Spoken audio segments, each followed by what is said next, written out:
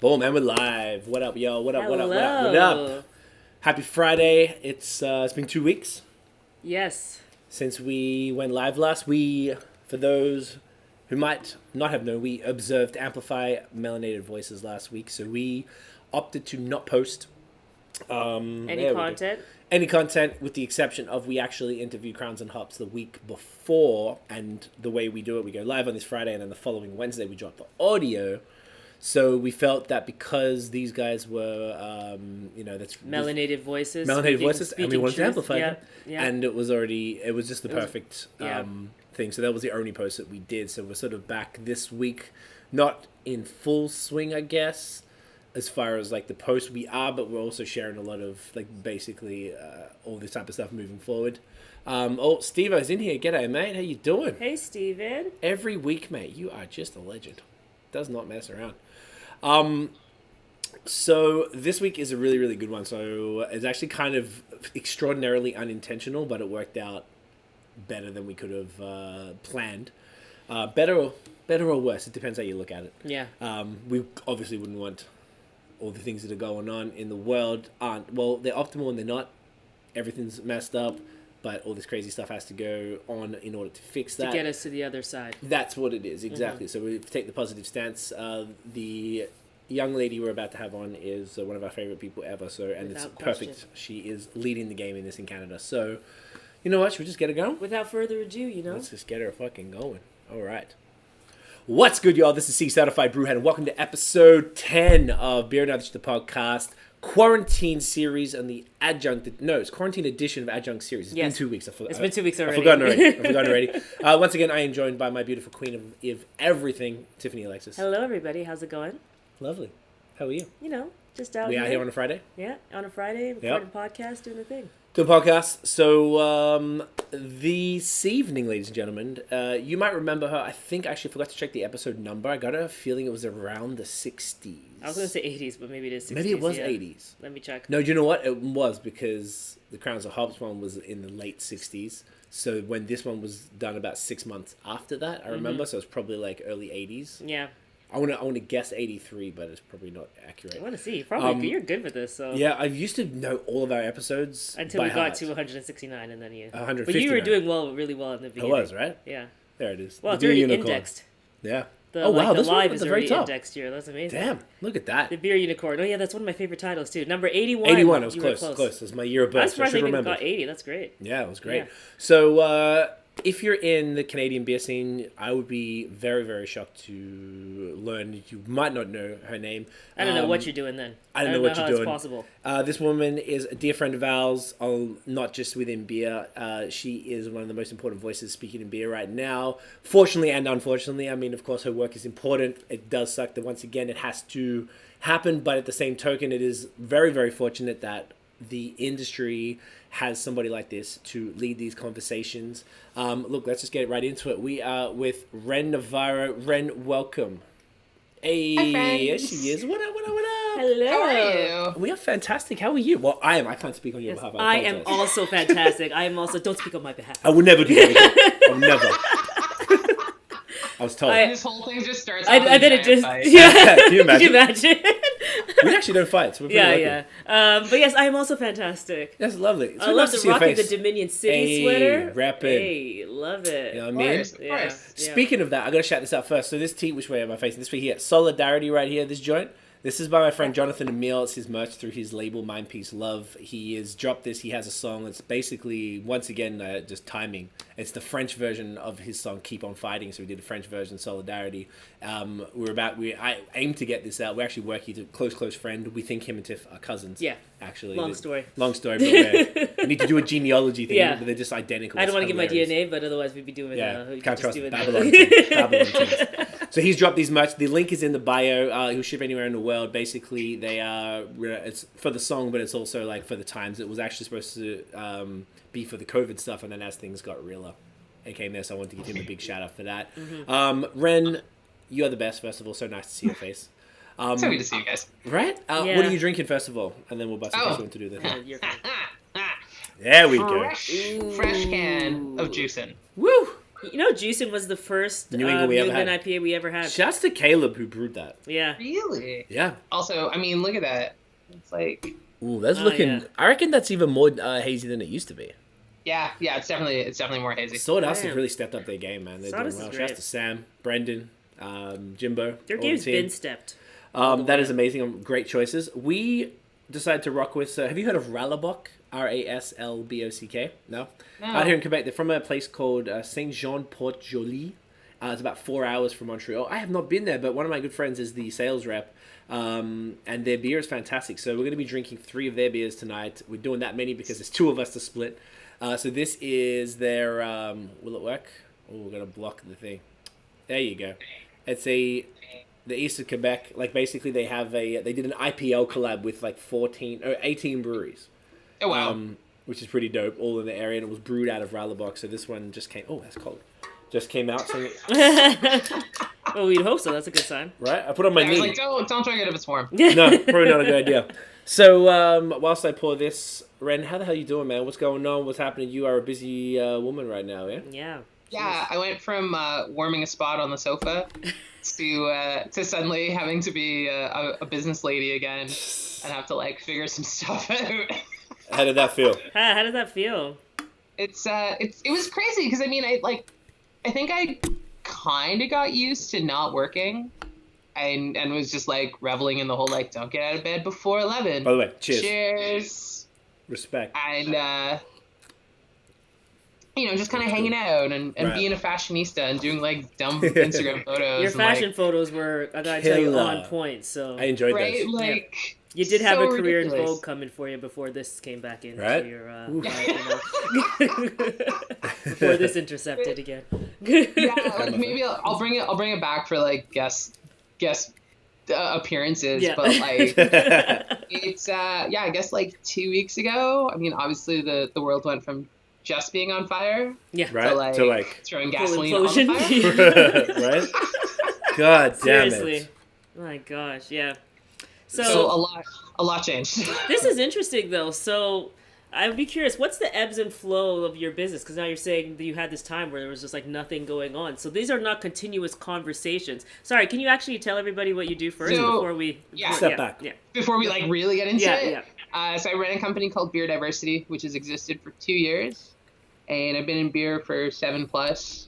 And basically, it is a company that does consulting and also is kind of advocating for diversity, inclusion, and equality within alcohol.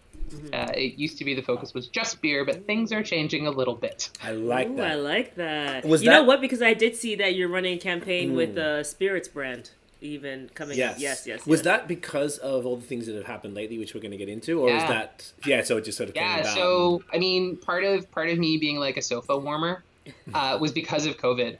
So I actually this was going to be my best year. I had travel booked from March through until like now, like right now I should be in Nice. Vancouver.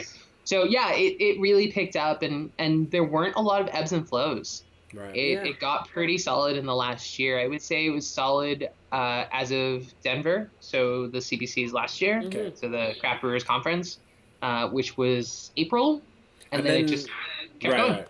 Okay, and you've grown this, like you said, for 2 years, so it's been Yeah. very cool. I think we saw you last at Dominion just after the CBCs, right? It was like you Yeah. did that. To, Yes. Yeah, it was like So it it's was pretty- days after. Right, Yeah. so you would have been. That was wrecked. great. A night with Ren Navarro. That was great. Yes, That was really, really that was a good. good Yeah. time. Okay, sick. So it's really been like picking up, which means So it's just COVID in the breweries end. are Okay, good. understanding. Okay. Yeah, it was literally I was just concerned COVID that stopped me meant- in my tracks. Okay. Right. Not that that's not good, but it made me concerned But that it's- people weren't but I having get that it, right? conversation It's- still. So I was like, oh. Yeah, it's like what slowed your business down? Oh, a pandemic. Yeah. you're like, you and like 90% of the world, Right? basically. Exactly. So there you go. So that means then the majority of your business prior to this was in-person talks, meaning you physically were there. And then did Yes. COVID force you to pivot, or were you still figuring that out before this all went down? COVID forced me to take a nap because it was going to be a lot of travel to do the talks. So any of the travel stuff was like, hey, we're shutting it down and either pushing it to the end of the year, or we're doing it next year, or we're doing it the year after in some cases. Wow. I have a gig in 2022, which is Okay. weird. Hey. Book till they're like, you want it? I book was till like, 2022. okay. Sure, put it in there. I don't know where I'm going to be. So the first little while, because I was doing so much work with breweries, they were just like, yo, we don't have any money because we just laid off like 80% of our staff. So Yes, how of do we course. bring you in if we just got rid of Johnny the Cellarman? Yeah. That makes sense. Did you get the get paid from ticket sales, or was it almost like a promoter where the brewery puts up the money and then they recoup from the ticket sales? Yeah, Right. they pay me and then they recoup. Right, so you're basically like a one-woman band right there. Yeah. I like that. Yeah, and I really wanted to keep it separate. Oh, It was a thing I did right off the bat because a lot of places were like, "Oh, do you want to cut of the ticket sales?" And I was like, "No, because if you don't sell all the tickets, then I don't get all the money." No, you're doing the way better deal. Yeah, you don't I actually want, didn't know you don't that. want, That's you don't cool. want the door. No, as a musician, that Yeah. door deal, I hate that. And I never got. I'm still working on it, of course, but never got to the point where they give you like a flat fee. Yeah, and also Unless your you're opening, then we content got is flat fees. what you're saying. Like it's so valuable. It's the amount that you would spend to talk to one person versus 30 people. That should determine the price of what you're delivering. You know, so Yeah, exactly. Yeah, and I mean, doing them in person at breweries. I mean, you're hanging out at a brewery. What are you going to do after? You're going to go buy beer. exactly. So even if they were like, "Oh, we didn't sell a lot of tickets," someone's going to walk away with like $100 worth of beer. So I think we spent like 2 to 3 hours at Dominion after your thing. And then we all went to exactly, and then we all had drinks and stuff. And then we all went to another brewery. We all went to Flora, Flora and then afterwards. and then Nice. kept was drinking. a That was really a great fun night. night. Yeah, it got rough. Yeah. That I was really good. loved it. It got messy. My God. But it was great because it was It like was good. we're never in Ottawa, and that was the whole reason we based the trip around it. Yeah, It was dope that was because we got fun. to hang out with friends and see you and see you talk in person, which we hadn't done Yeah. before that. So that was cool. Okay, so COVID didn't give you a chance to really lock in your pivot before all of the protests started happening. So can you break down how that changed for you from going from couch riding pretty heavy to now being overbooked? Yeah, so I had, kind of scribbled down a few ideas and a few notes of like, when I get some strength, I'm going to do stuff. I mean, you guys know I'm like a rabid squirrel. I don't really relax a lot. So I spent a month getting used to the notion of relaxing, and then like a month relaxing, and then kind of starting to get that weird itch again. Yeah. And when things started to turn for breweries, you could see it, right? You could see how they were presenting things, and then gasoline got thrown on the fire, and then my phone blew up, and people were just like, "We need you." And these guys Came through. Yeah. they came through. They were the first ones. Tell us about I'm that, not because surprised at Josh that at and the all. team at Dominion are, I can't speak for you, but I guess they're some of our favorite people in beer. Without period. question, period. Yeah. The most Yeah. authentically, for lack of a better word, Woke. woke brewery of all time. And I mean that, like, Josh is like one of the nicest guys I've ever met, period. Yeah, and like they're just so wanting genuinely to lovely. learn. It's so genuine. You could just feel. But the like, whole yeah. team, though, it's not even Yeah. just Josh and Scott, and there's Jesse and Randy and Andrew and all the people Yeah. they're just like this whole bunch of just lovely human beings Yeah. that get it and they care. So you already had an initiative last year with them where you got a scholarship for a person of color for the, correct me if I'm wrong, was it the Niagara Brewing School or just any brewing? So it was Niagara Niagara. College, and the whole scholarship was for underrepresented peoples in beer. So anybody, And any kind of the guy, hope okay. is if it goes 10 years, it means that in 10 years that like white guys can apply because they'll be underrepresented in craft beer.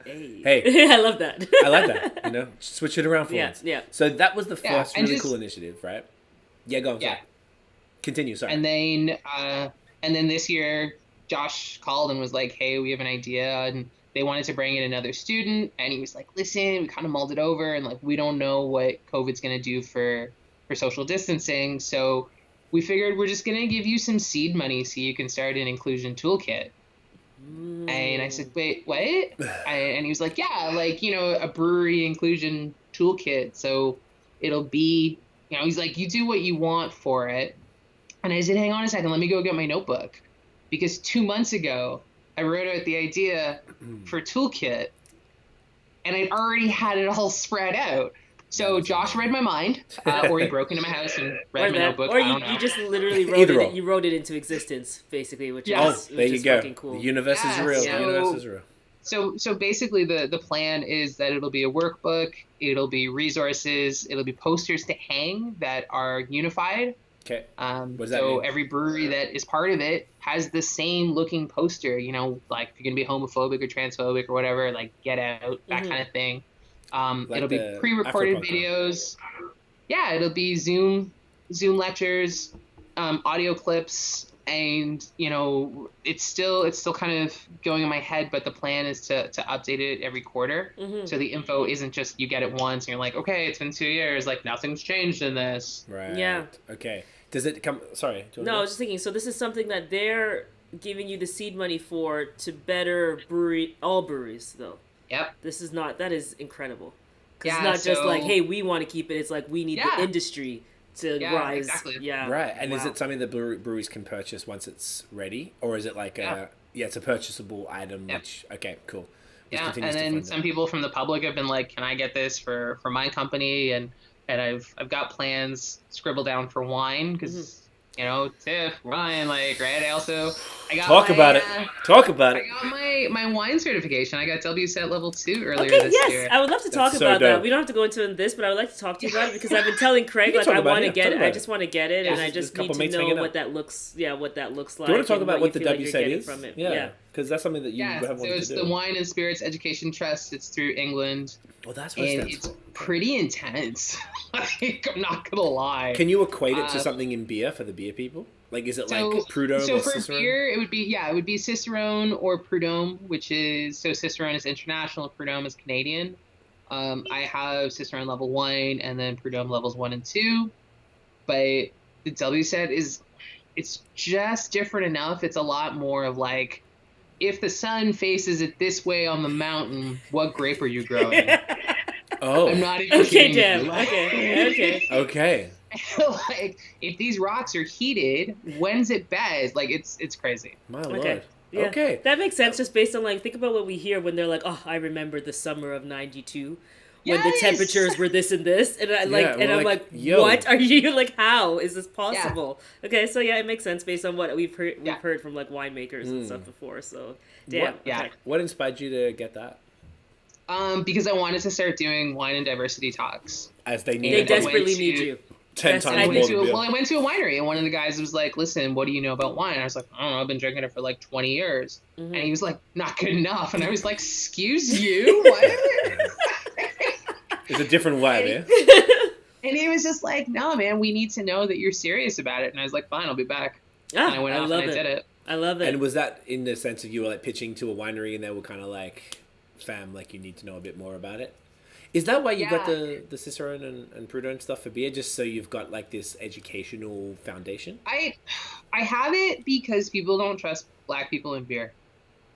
Yeah. Hey. I don't want any of these certifications. I mean, I've been drinking for like 26 years. I don't know why that doesn't count. Yeah. But or even working in the industry for all this time. You've been physically like you're a sales rep for how many breweries? Like I worked for 6 different breweries. Jeez. I'm like a bunch of years, and I've been drinking since I was 18, 19, and I'm like in my 40s.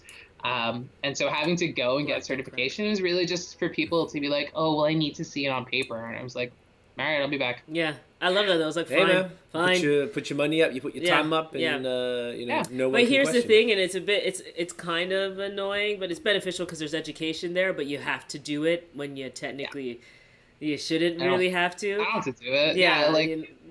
It's a waste of my time to prove to some guy who's like, oh, IPA characteristics are like heavy on malt and like light hop profile, and you're like, seriously? What? No, that's not a thing. Maybe 30 it's also ago, interesting though, because you think about it, like say one of our clients, they just hired a diversity and inclusion expert because like everybody's like, you're in high demand. So they just hired a diversity and inclusion expert. And I was just thinking, like, they didn't have to know the category, like the industry, because in the end, what you're teaching can actually be applied to every industry when you think about it. Yes. I'm not sure why you need to know about like grain and malt build or something in order to tell people to diversify their staff. So that's interesting. It's nice because what I have found is that a lot of breweries that do approach me are like, well, you do know because you have the experience and you've seen it from the inside. Because I think right now we're kind of at that part of the Wizard of Oz where they've all gone behind the curtain and they're like, whoa, you're just a fat dude who's not made of magic. That is a great analogy. Okay, yep, that's a great analogy. I love it. I think me being like, oh yeah, I always knew that, and I don't find it surprising. And I'm like, here's how I worked through it when I was like part of the brewery or, you know, purchasing for restaurants. And like, this is how sales reps, you know, treated me. Like I had a sales rep, I don't know, like a year ago, do a sales pitch and then ask me if I actually drank beer. For real? Yeah. This was a licensee? Yeah, Like because I used to buy for a couple of restaurants. I still do. Like consulting gigs, right? Yeah, and he didn't bring in a sample, and I was like, "Can you bring me a sample?" And he's like, "Yeah, blah blah blah blah blah." He's like grilling me on all my experience. He's like, "Can you bring me a sample?" He's like, "Yeah." Keeps talking. I'm like, "Can you bring me a sample?" Now I sound like an alcoholic. Yeah. Goes to the car, comes in with a 6-pack. He's like, "So great talking to you. Have a good one," and walked out and never saw me drink the beer. Wow. And that's not. And then I ran into him like pre-COVID, like a minute before COVID hit. And I was at a bar and I had just finished drinking and I had a glass of water. I paid my bill and he walks in. He's like, "Hey!" And I was like, "I'm drinking water." Oh no! He's never seen me drink beer. Like since to this day, he's like, "You don't drink." Yeah. If only he knew. If only. I know. It's so ridiculous. So speaking of that, how much importance do you put on your experience working for breweries in the industry to your work in diversity and inclusion? Like, would you have been able to navigate it without knowing the industry as well as you do? I don't know. I think for me, I'm happy that I know the industry because I know it at a point where it wasn't great. Mm-hmm. Right. I mean, it was okay back then. And I know people are like, "Ren, you're just being really harsh." But for me, it wasn't always fantastic. Yeah. And I'm really thankful that for some of the breweries I was with where I was like, it was okay, there were growing pains, and to see where there are now and to see that they have made changes makes it so great, because then I can say when I was there it was okay, but like what they're doing now is so rad and changes have happened. Yeah. And I think if you are just focusing as like that D&I expert and you don't see that, then you have nothing to base it on. You're just like, here's what I'm talking about, where it's like I've seen some growth and I've seen some steps, you know, missteps and steps back, and I think it gives me a little bit of a leg up. That's definitely valuable for sure. So it's context. Yeah. But see, again, that's industry. It's not actually technical knowledge of the beer. That's why it's just the certification thing is just interesting to me for that reason. Where it's like that's still product knowledge. Because you work in the industry. Yeah, definitely like, being in the industry and having seen it, and also like if you've ever experienced microaggressions yourself or anything, then at least you have these experiences to talk about. But it's interesting that they're like, but you got to know like where the sun rised when this happened. Yeah, right. Why is that? It's just interesting. It's very interesting. That's such a good point. Yeah, like, it's just I was just curious about that because I know you and I were talking about it the other day, and sort of about like the importance of that. We just sort of were chatting, and I just was curious because that's something I never really thought about before. Because it just makes sense. People know you as Ren, the person who works in breweries. Like when we met, you were, I can't remember. I think you just finished with a brewery or something, if I'm not mistaken.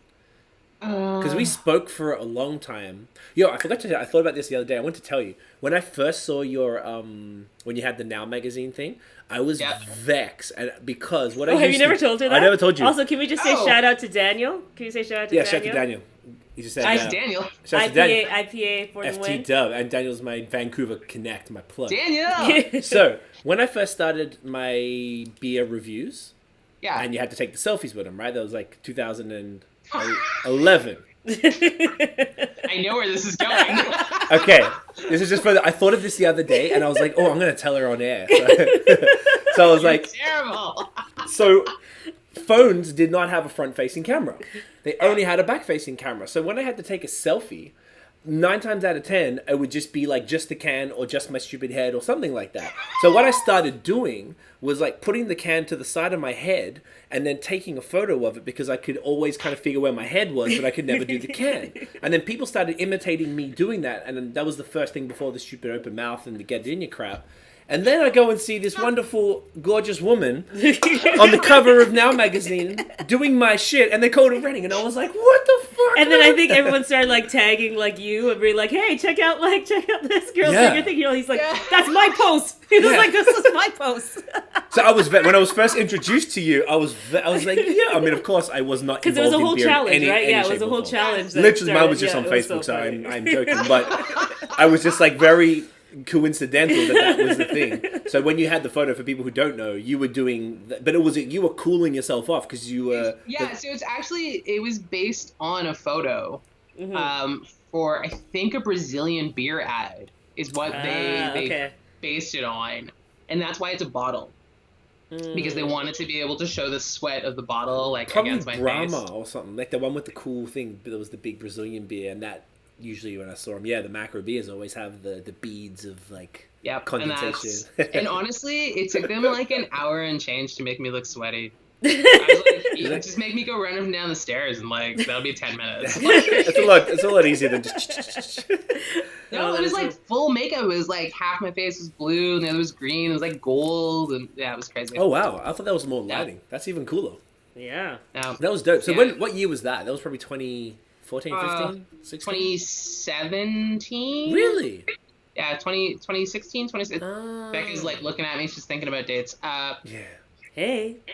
Yeah, it was 2016 or 2017. Okay, I thought it was earlier. Oh, she's whispering. She said 2016. There you go. That makes it about right, because I think I just started in. That means I thought it was earlier than that actually. Then, so that's when I first heard of you, and I guess we must have talked not long after that. Yeah. And then I think you in that photo were wearing Tio and Benny's Black People Love Beer shirt, and I think that was around and I was the time madly in love. Yeah, you and that's when I with found Tio. I met Tio. Was it 2016? Sorry, 2016. I think we connected with Tio though. Yeah. So it was all around the same time. It was all around the same like time. A bunch of like dots. Yeah, because I'd been talking to them for like 6 months before that photo. Yeah, that makes sense. Yeah. And he was like, "I'm gonna send you a shirt," and I was like, "Don't! You're in the States. Like this is like no, come on, this is gonna be dumb." And he was like, "No, I'm gonna do it. I'm gonna do it. I'm gonna do it."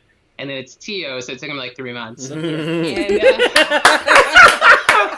oh, shade, Tio. I love Tio. Yeah. Tio's the best in the West. I love you, bro. I love you. He's the best. Also, that man has promised me another T-shirt, and I'm like, yo, I'm not holding my breath. Yeah, he was supposed to get me a shirt, and then I think I just gave up on that. Oh, I actually Tio, wanted a Black People. hook man's up, fam. Because I was like, I want a Black People Love Beer shirt, but then when we did the purchase for the Crowns and Hops thing, it was the OG Founders crew. Yes, I was like, okay, but can you get me a Black People Love Beer shirt too? And it was like, then it still didn't come through, but that's fine. That's fine. Yeah. We'll put through another order. Tio, but you know what? The secret is probably to ask Benny. That's actually true. That's what we should well, that's the thing, right? Like, I should just be like, yo, but Tio's the one making the promises, and I don't want to go to Benny and be like, hey your man's Tio's promised promised. me. Tio said this.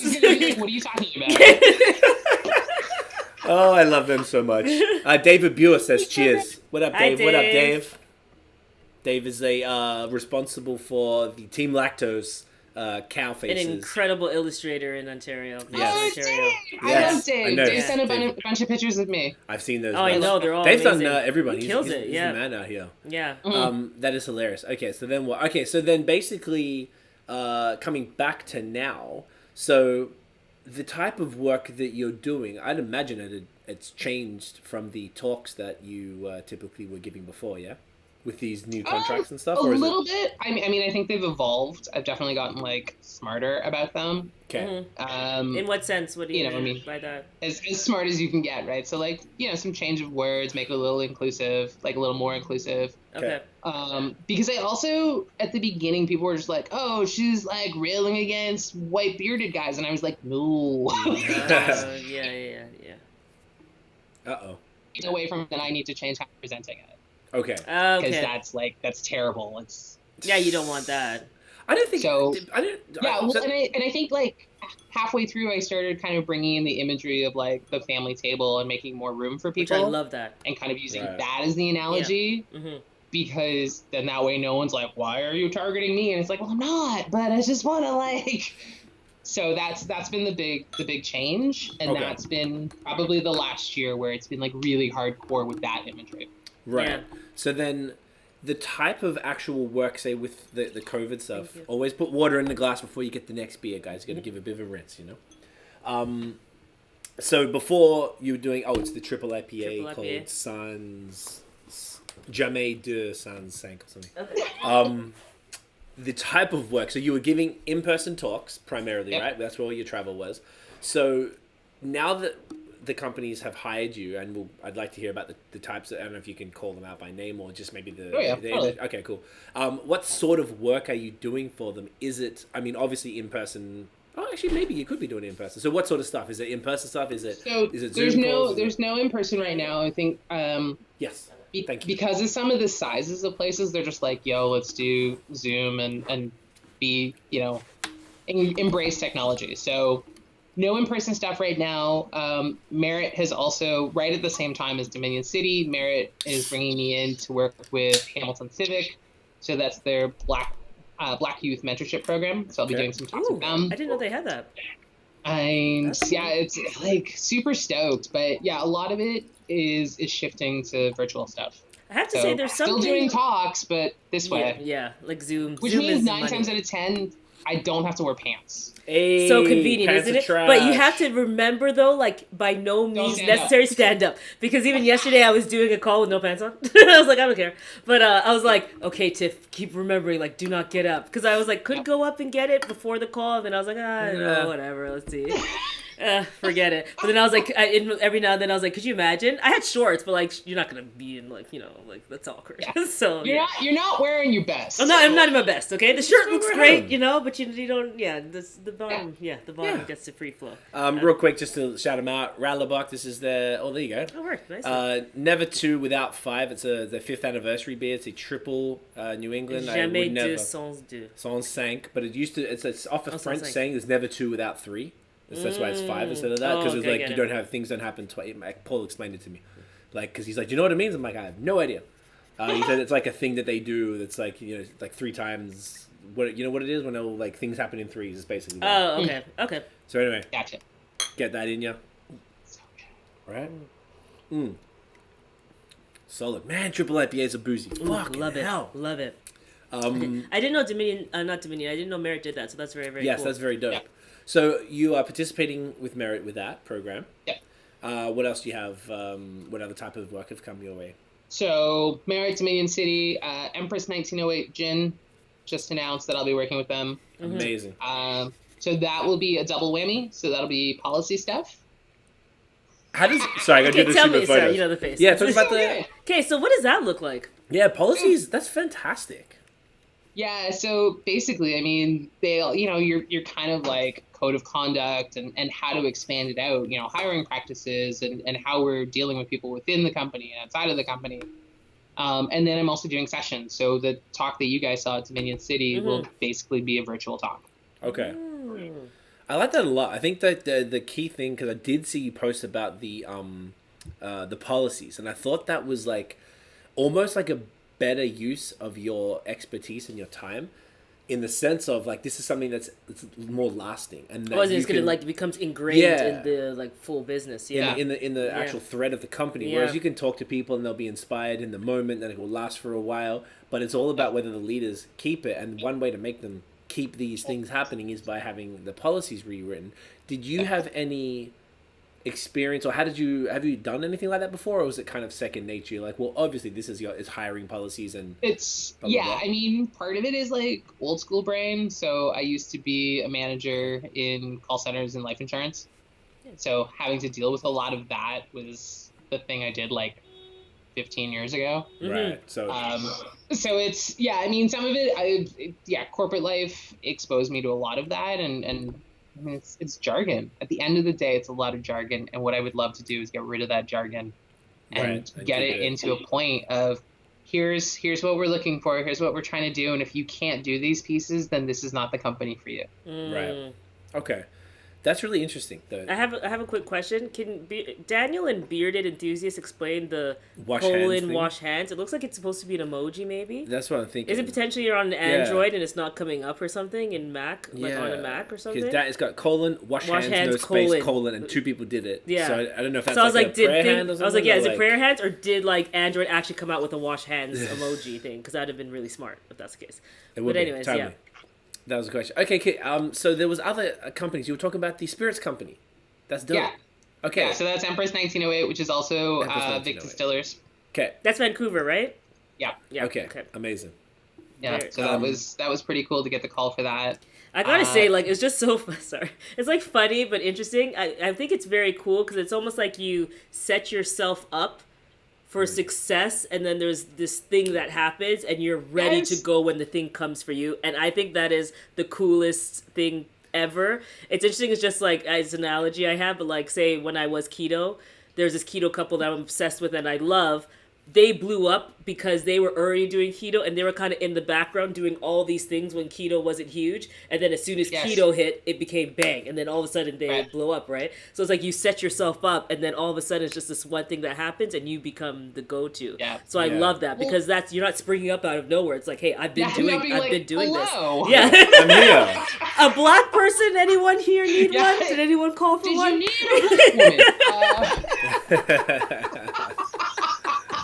Exactly that. Yeah. Yeah, and I love think, that. I mean, the whole thing with this company has always been like right place, right time, which, you know, I always joke that I'm #blessed, but I really am. Like, I think if I had done it 6 months earlier or 6 months later, it wouldn't have worked the way it did. Facts. Like, it literally, like, right place, right time. And I mean, it's been really good. So I'm doing more work with Labatt. Okay. And I've done multiple with them over the years, which has been amazing and bonkers. Mm-hmm. And then Mill Street just picked me up for I saw that a sponsorship. Yeah, they're going whole hog on this one. Like, this is not, oh, we're just gonna do this piece. It started out that they wanted to sponsor me for their Pride release, which is the Proud Pilsner. Okay. And you know, they were like, yeah, we normally do it with this group, but it was always an in-person event, and obviously we can't do that, so we've kind of picked you. Is that cool? And I was like, yeah. And then they were like, we want you to look at our policies. And then it's been like this, you know, and then we want you to do this. And so I'm really hoping and feeling that it could be a long-term partnership with them, which is really cool. I love which that. Is really cool. Do you know, I was just thinking, like you were just saying about everything being in the right place so that you're blessed. The break you got, that 2 month break, was probably the universe being like, Ren, you're it's gonna get busy. Break, fam. So you're about to get advantage. fucking hectic. Yeah. So it's probably the greatest thing that could have happened for you. Mm-hmm. And it's I mean, I guess it's like Tiff said, it's a preparation meets sort of like synchronicity. And it's preparation meets success is when preparation meets opportunity. So these two things you just had it together, already. You've put in the work, and Mm-hmm. that you are the I don't think that's like hyperbole to say that. Like, you are the main voice of diversity in Canada. Well, you are the leading diversity inclusion specialist in Canada. At least for the beverage industry. We don't know what's yeah. happening in other industries to say, but in the beverage industry, there's no question that you are. You should update your website just to make sure that it says leading diversity. Actually, funny enough, speaking of like updating websites, the fine folks at Grain and Grit are doing that for me. Ooh, Lindsay? As a sponsorship. Because Lindsay's all up on the. I love that. They're the best.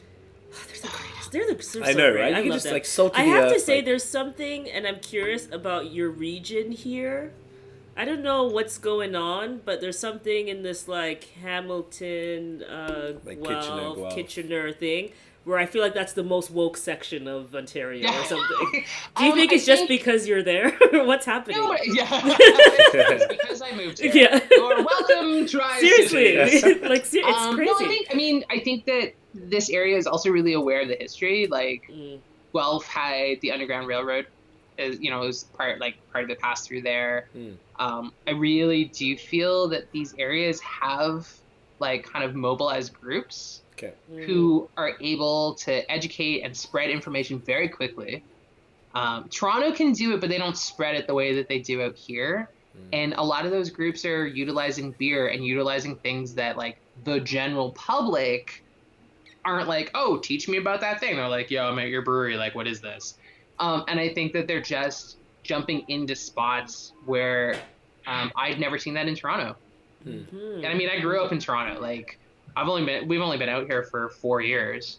Yeah. And to see what's happened out here, I mean, it was chugging along before I got here. So that's dope. I think that's very cool. Yeah, it was just like something that we were talking about. It's just one thing we noticed when like everything started happening, like immediately when George Floyd became that this is the figure here and I'm the one that's this is going to turn into all of this. It felt like when everyone's like, okay, we need to say something and we need to show our solidarity here. I just felt like those regions were the people who were like, hey, we are here. Yeah. Like, if you had any question of like where our loyalty lies, where our thought is, what we care about, like we are letting you know unmistakably immediately, which I thought was very, very cool and very. I mean, the Black Lives Matter march that was out here, they were expecting 10,000 people for like Kitchener Waterloo. Yeah, it was 36,000 people showed up. Wow. Like, Wow, isn't that everyone? Sorry. Wow, savage. Sorry. Isn't everyone? Like, yeah. I mean, Kitchener is like 250,000 people. Okay. But yeah, 36,000 That's people incredible. showed up That's during a insane. pandemic. Yeah, Right? yeah. During a Right? pandemic, Like- that says a lot. Yeah, that everyone was like, It's a okay, hell of a lot of we're people, taking so risks it's- here to share. I think that there's something out here where people are just like, yo, we're gonna be able to talk about it. We're really comfortable talking about it, and we do it in ways that people are like, yeah, I get it. Yeah. That's Yeah. super, super cool. Just really quick, Bearded Enthusiast says it looks like waving is a YouTube default. Okay, For so some that's why reason, we it's didn't probably see it. not It doesn't coming show in up our program. in That this makes sense. program, Because I was like, that's what it is this colon Yeah, thing what is that happening colon here? thing? Yeah. On the George Floyd thing, something that I hadn't seen, you and I actually hadn't spoken to you personally about this. I wanted to ask, but I figured I'd just wait to say all the stuff here. It's more Also, fun. your inbox is flooded, so. Yeah, exactly. No, you wanna, Earlier like- on, I got to say, hey, love you. Just want to say, hey, I love you. And then I was like, oh, I got into the DMs because now the DMs are shut down. So it's like I got into the So DMs. far. I got Don't it before everyone DM, else did. email. Bad putting that. No, you Nah, have to. man, you had to. No, I understand You that did you the have right to, thing. especially because No, it's no. business and you can't have business funneling through. It's not It was possible to weird track. because people were like, I want to talk to you about hiring you. And then the next person would be like, I love that picture. I'm like, wait, what? Yeah, you can't. Yeah.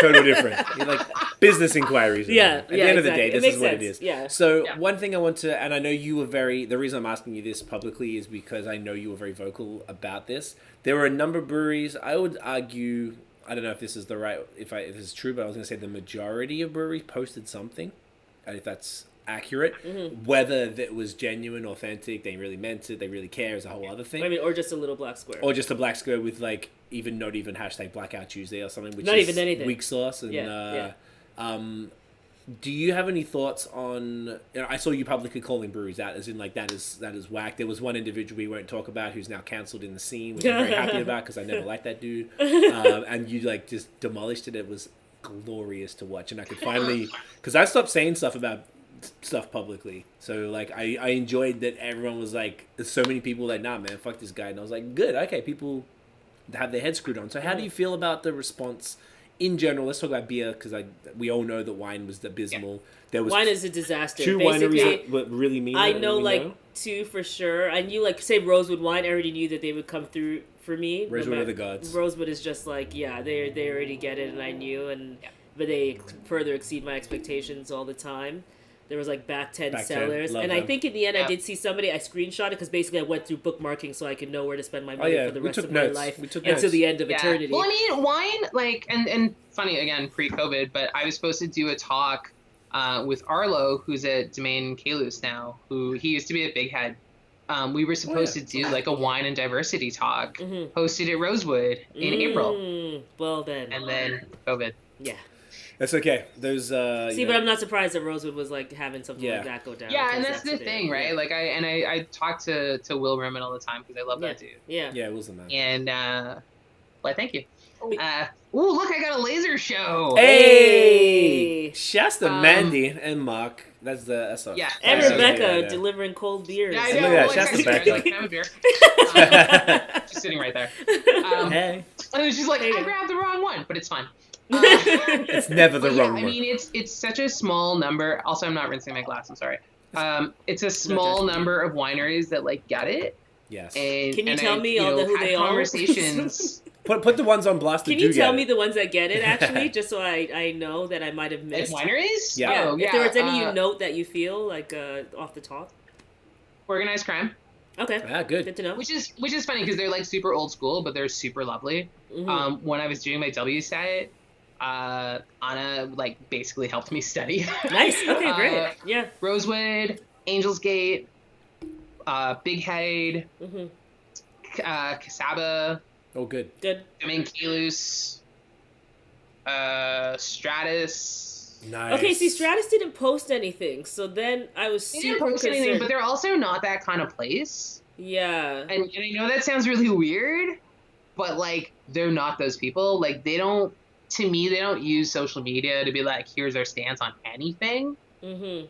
But they've also made me feel really comfortable and really welcome every time I've been going there. Same. And I've been going there for like You're a right, good you felt that? decade.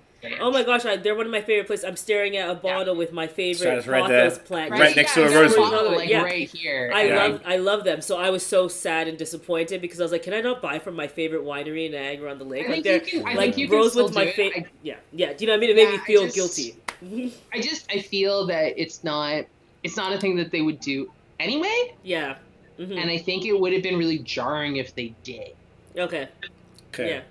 So, I did know the person who used to do their social, and she left, so I don't know who even does their social now. So it could be something that person's not even thinking of. But like when we go to if we do our trips and we do one day Niagara on the Lake, the other day Beamsville, or 20 Valley, Stratus is like the first one no matter what on Niagara on the Lake side. They're my favorite one there, and on the other side Rosewood and Back 10 Cellars. Yeah, those are the other two, and on the other side, Back 10's great. Back 10's fantastic. So now I feel very good knowing all three of my favorirs. Have my back. You don't have to have cancel my back. any of them. Yeah, okay, great. I had a theory on this because I spoke to a Quebec. There's a girl I know runs social media for 2 different breweries, contract breweries here in Montreal, and she sent us some stuff. We didn't post the video for a week, and when I did it, I was like, "Hey, just so you know, this is why I'm posting. We took the week off." She said, "Oh yeah, no problem. I actually didn't post from the accounts because I wanted to leave room for the melanated voices, but they didn't say anything."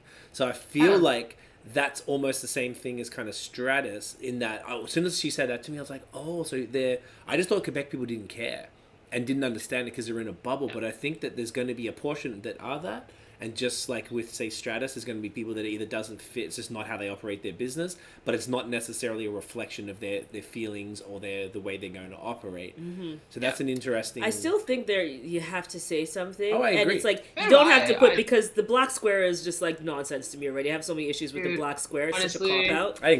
The black square, I had so many fights with people. Because the black square, it's like, well, what are you telling me? You're just telling me that you put up a black square. Like, cool. Yeah, you're telling me you're willing to do the bare minimum. I don't get to see your shitty, dirty beer glass photo. Lucky there's no police anymore. Poured discount beer, like whatever. Right? Get out of here. Yeah, no, but you're 100% right. You're true. You're right. You're 100% right. And I feel like it was such an easy cop out. It's like you've already done the bare minimum your whole life to support this cause, so then you find a way to do even less by putting a black square with not even putting any text. Well, I mean, it's also the same people who are like pride flag, and you're like, well, what did you do outside of that? And they're like, yay, gays, and you're like, that's not how it works. But you know what's interesting? And we do have those conversations with clients where they're like, oh, it's Pride, like we should share something. And I'm like, yeah, but what does it look like on the back end? And even with this, we had these conversations again too, like, okay, we're going to talk about Black Lives Matter. What does it look like? What do your employees feel? Like, how do they feel about what's going on? What does it look like to be black at your company? What does it look like? You know, so you can't just throw out a pride flag, for example, and just be like, yeah, cool, yeah, pride. To feel like we're a part of it's such a marketing thing. We're on it. But, like, how do people in the LGBTQ community feel there at your business? I think if you're going to do it, and you know, I posted about this, like, over and over again, if you are going to do the black square, God forbid, write something. Write something. Right? Tell me what your experience is and why you did it. Be like, you know what, I do this to acknowledge my white privilege, and I don't understand what's happened because it'll never happen to me. Tell me the story of how you lost your dog and went out in your backyard with a flashlight. No one shot you. Like, say something. There's got to be a story, right? And it's just like so many breweries were just like, black square, baby. And you know what's so annoying about also? Blackout Tuesday was specifically for the music industry. Yes. Because they were supposed to, and then it got co-opted all of a sudden with all this because there's so much information happening, which is fair, fine. But if anyone actually just went to the Blackout Tuesday Instagram, you would see it was for the music industry. It wasn't for everyone. But what it did was take the stress off all these people to be like, oh, I said something here because I put the square. So now I've done. I've made the statement here for you, and here's my beer photo, and here's my thing, and now it's back to business. Rebecca just did this. yeah, it is. Yeah, pat on the back. But it's also like, remember when COVID started and everyone was like, I gotta buy toilet paper, but like no one understood why. That was the black square. Yeah, that's a great analogy. Yeah, that's great. The black square was our toilet paper. Yeah, 100%. Yeah. Sure. That should be the episode name. I think I'm gonna write that down for the episode name. Write that down. Really we gotta have the gold, right? Black square on toilet paper. I like that. I think I kind of got it distracted. So the breweries that did, the wineries that did well, we called them out. Overall, what are your thoughts on Actually, I got a quick anecdote for you. I don't know if he told you this, but one of my good friends. I don't want to say the name on air because it's a positive thing, but Nathan from Nathan Does Beer, great friend of all of us. He's the man. He is like Tiff called him like a white knight ally. He has gone in. He hits me up and he's like, "Do you think I want to message a couple of breweries who didn't post anything, and I was about to support them, and anything that Nate does reflects on BAOS as well, so he's always very conscious of that." And for those who don't know, Nathan's our lead blog writer and a great personal friend. So he was like, do you think I should message the breweries who didn't? Just ask them in a non-confrontational way, just, hey, it kind of upsets me that you didn't do that. I didn't see it. Does this reflect what you're saying? Do you not care? What's your deal? Yeah. So he did, and it was a brewery who knows you personally and that you have done collaborations with in Ottawa. You probably know who I'm talking about. Yeah, and they respond. Did Nate talk to you about this? No, I emailed them. Okay, they responded insanely positive. Like, as in, like, can you help us make it better? And I think basically he was saying higher rent. It was like, I don't know. Fucking higher rent. That should be the episode name. Higher rent. Yeah. I'll also put that Pay down. rent. I'll put that down. Now, but yeah, I thought that was really dope because he called them out, and because I feel like some of these breweries, because of their whole like lack of understanding of it, might need not like a white glove approach, but like a more of a gentle, like, rather than shaming them, go, you didn't do it, you suck, but more like, hey man, like, you understand that our community is being attacked, and if anyone gets attacked, we all get attacked, let's fucking ride together. Some of them need a different approach, and he did that and it worked, and I was like, yo, this is great. So from your perspective, the breweries that you call, like, maybe on the, let's talk about the negative side, because probably most of it was positive that I saw, and I was very on top. I was sharing everything. I know you were on it. I'd say, okay, anyways, yeah. I was like, is it most? I don't know what the percentage is, but I feel like I still had a lot of disappointments and carry a lot of disappointments. I had a lot of disappointments in terms of, like, you posted something, but it was so incredibly half-assed that, like, you still get to be like, yo, but I get the Ally biscuit. And it's like, yeah, you get the one that I found at the bottom of my pocket that's, like, got lint and raisins in it. Like, Ew, and raisins. a penny stuck to it. Ugh. Yeah. Sorry, pennies don't even exist anymore. Man, That's had a penny in yeah, that pocket exactly. for 10 years. Like... I think that what happened, and I tried to take the high road at first, and then I got grumpy because I'm like old and I get grumpy easily. I'm with you, fam. I know, right? But I also got to the point where I was like, I need to stop being so friendly and being like, there, it's gonna be okay. And I was like, my people are being killed, and you put up a black box, and then a minute later you're like, yo, case sale. Yeah. Yeah. It's so jarring too. It's just so jarring. It's just, well, and that's the thing, right? And like, seeing some of these beer influencers who like make me crazy at the best of times. And you know what? I had some great conversations. There are a couple who we didn't really get along all that well, and we had a really great conversation. Mm-hmm. And one of them was like, "Listen, I'm gonna post. I'm just waiting a bit. I gotta figure it out." And then they did like 3 days of posts, and I was like, Okay. I thought you were going to do one and be like, one and done. Yeah. And it wasn't, and they weren't obvious posts. They were really great. It was really subtle. It was just like, here are these people. This is who made it. This is like my friend and blah, blah, blah. And I was like, that's how you do it. Mm-hmm. That's how you use like your influence. Yeah. But I think that a lot of breweries either dumbed out and sent me notes being like, can you read my stuff? And at first I was like, no. And what I would say was, how many statements have you made about anything? And they'd be like, I've made like 200 statements. So you don't trust your words for this one statement. Mm-hmm. And you know what? If I miss something, you make a mistake, you get to turn around and say, well, Ren read it. Yeah. I got enough going on in my life. Mm-hmm. Yeah. Hey, it's not like I'm busy. It's just that my world is on fire. Yeah. And I don't need to be that I made a mistake that now you offend a bunch of people and it's my fault. Yeah. Interesting. That's very and interesting. That's such a good approach. So I actually threw an auto reply on my email addresses that basically is like, hey, thanks for your email. I'll get back to you in 48 to 72 hours. If you're looking for resources, please follow Black Beer Traveler on Instagram or read this Huffington Post link on where you can donate. Here. I barely read the article. I just Googled it. I threw it in. But because people got it, I would then get an email back to me like, oh, shit, I'm sorry, man. I get it. Because people were emailing me being like, who do I give my money to? Who do I talk to? And I'm like... Yeah. So that was one thing that kind of I really feel is unfair to you as for lack of a better term, like the black mascot of the craft beer scene. Like, you are the or the one black kid in class, I felt like. Because I remember being the one black kid in class, and they're like, today, guys, we're going to talk about slavery. And everyone's like... like, not today, devil. But, like, I feel like there's too many people leaning on you because they go automatically. And I saw your post, and I was like, oh, that's what's happening. Like, this is really unfair. So do you have any maybe word, if any breweries or people in the industry are listening, like, whilst their intentions are probably noble, and they just be like, hey, if anyone's going to know, it's the person whose voice is the most important in diversity and inclusion in the beverage industry in Canada, if not, in the continent now that you've been speaking in the States and stuff. Like, do you have any message for breweries? Because like I said, like, they don't know what to do. This is so new to them. That's so fucking white that they just don't know. They might not have any friends of color, or that they have never had to deal with this. It's confronting topic. Yeah. And they're like, oh, I didn't even know where to start. Like, it always sounds so tongue in cheek, but Google it.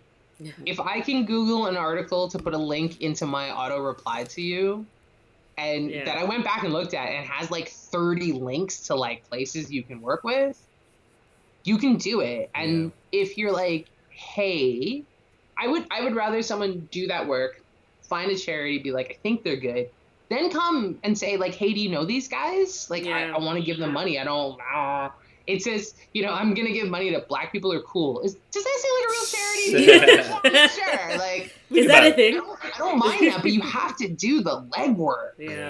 Yeah. Because, and of course, every email starts with, oh, Ren, I hope you're doing okay. Like, this has got to be a really hard time. Question for you. Can you read this 3-paragraph or whatever? Right? And it's just like, guys. Yeah. It's a lot, and it just felt unfair. So I feel like, don't feel bad about putting that post up, because you were super like nice about it when maybe you didn't have to be. Because you're like, guys, I'm booked and busy. My inbox is over flooded. Like, well, and I think that was like the big piece. And on Facebook, I've been very honest, and every post I do starts with, hey, friends. Yeah, I like that. I noticed. And then it just goes, right? And then it's just like, leave me alone. And it's been really funny, because I think a lot of people are kind of like, oh, well, she doesn't mean me. Like, I can still send that thing. And I have friends who own companies who are like, oh, I was just hoping that I could talk to you quickly. And like, in my DMs, being like, hey, can you just proofread this? And I was like, you liked my post where I said, don't do the thing you just did. Yeah. Right? And I think that people are very like, yeah, but it's fast. And I had a brewery that I don't love call me last week, and he was like, hey, how you doing? And I responded with, I'm still in bed. I'm exhausted. I don't know if I'm getting out of bed today. And he was like, oh, that's too bad. Can I ask you a question? The self-awareness is non-existent. I was like, I'm basically, I'm on the edge of a cliff right here, and you're like, and cool, before you jump. Spiel, oh, no. Do charitable work, and he was like, hey, can you recommend a Black charity? And I was like, what? And he's like, well, like, you've probably worked with a lot of Black charities. And I was like, no, actually, I haven't. And I was like, you know what? I'm going to tell you this. Can't help you. And he's like, but I just thought you'd have one off the top of your head. And I said, you remember when you started this conversation asking how I was? I said, you're like the 200th person in 4 days to ask me for like my thoughts on something that you can Google. Yeah. And he was like, like, really? I just thought you can. And I was like, I think your fingers are not broken and you can Google it. And he just was like, but I was like, you can Google it. You can do it. You can do it. I'm still in bed. Yeah. Drinking my coffee. Right? Yeah. And so I'm now at that point where I'm just like, listen, I can't help you for that kind of thing. I can help you to like do big picture. Yeah. But it's something where you're already on your phone. Come on now. Just like, hey Siri that shit, or hey Google that shit, and like make it happen. It's really a lack of consideration too, just in general, because it's laziness though. Yeah, it's laziness and lack of consideration, because if you have the wherewithal to know that you need to say like, how are you, then you know that it's a very heavy time and that we're bombarded, we feeling like shit, but still have to like do things, and you feel like shit. And then and then to have the audacity to just ask somebody to do something that you can really fully do yourself. Like any information, education, anything. Like I was like, hey, there's a link in my bio if you want. Like anyone who has something, go to the link in my bio. But the thing is, too, is like people who are not living in KW are calling me, being like, "Yo, help me out." I'm like, "But I don't live in your city. Can't help you." Yeah. Bearded enthusiast said entitlement, and it is what it is. Yeah. So what, like, what do you need to make things work better? Like, do you think that there needs? I need a nap. Yeah. That's also an episode name. I need a nap. I need a nap. Okay. Or Overlooked to Overbooked. The Kanye line. Ooh, right I like there. that. I like that. I went for it. Oh, there's so many gold. There's so much gold here. That happened last time, actually, too. Yeah, right. So, like, do you need a team? Do you need help your end? Do you think there needs to be more Wrens, like people with experience in the beer industry specifically? I would imagine who can do the other work. Like, or do you want to take as many jobs on as possible? Like, what do you think can make, one, your life easier, and two, help progress this movement that you've sort of spearheaded in Canada? So the problem is I'm a workaholic and I'm a bit of a taskmaster, so it's really hard to be like, hey guys, take it. My beloved mother is actually my assistant. Oh, I love that. I love that so much. She's so good. Yeah. She's not answering emails right now. She was kind of, and then she was just like, whoa, they're asking like crazy shit. And I was like, don't worry, I got it. Yeah. But she's helping me do documentation for like talks and for policy stuff. I think if there has to be a world of more Wrens, which I'm sorry, world, I want it to be that it's people with real experience, right? Like, I don't want it to just be someone who wakes up and is like, yo, I'm a person of color, and like someone treated me like shit at a bar, so now I'm a diversity advocate. And I think if you're gonna do it, like, cool beans, there's more than enough room. I mean, we look at how many people are doing it in the States.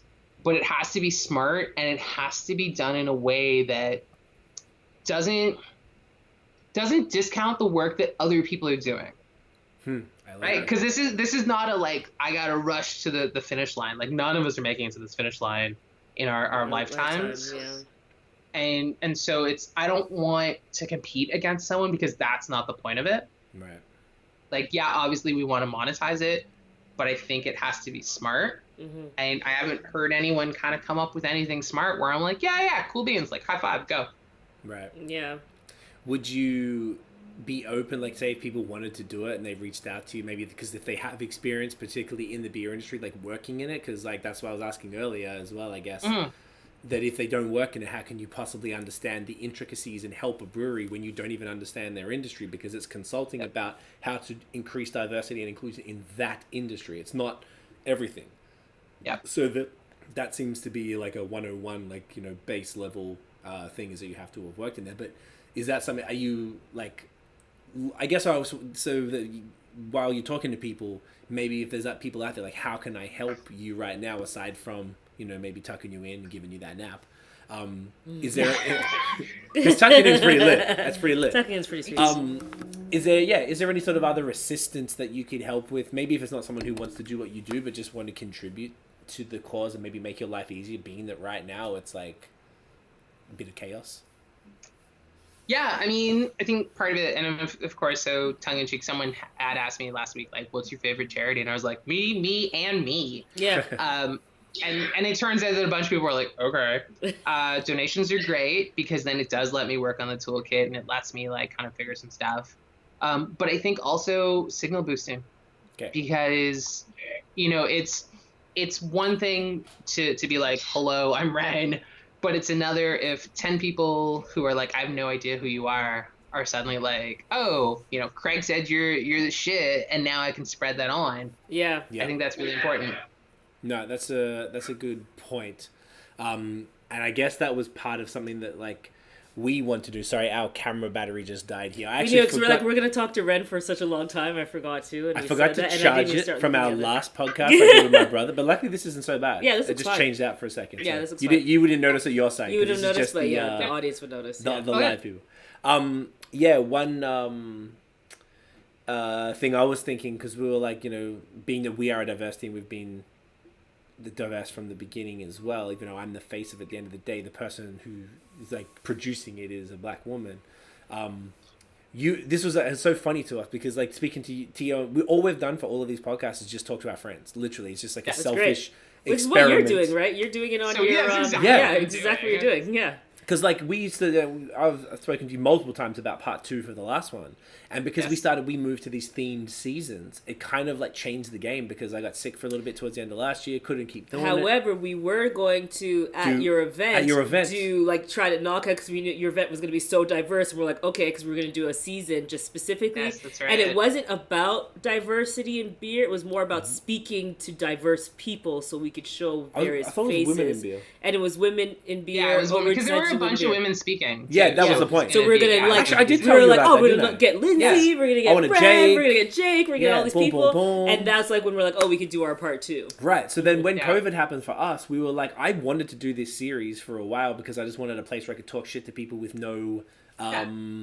structure. Because, doing the podcast with like, I gotta make sure I talk about this. I gotta ask these. It's stressful. It's it's a lot more. This is just like I can talk to people. So for all of these episodes, we did a bunch together, and then we got this software. I'm like, oh fuck, we could add Skype guests. Yeah. Like, all right, let's go. Yeah. So that was like literally you and I were just talking. I was like, yo, you want to be on? And just before that's all it was. And it just happened to be that I spoke to Benny and Tio in the group chat, and I was like, yo, fuck, you guys want to be on? I haven't caught up for a while.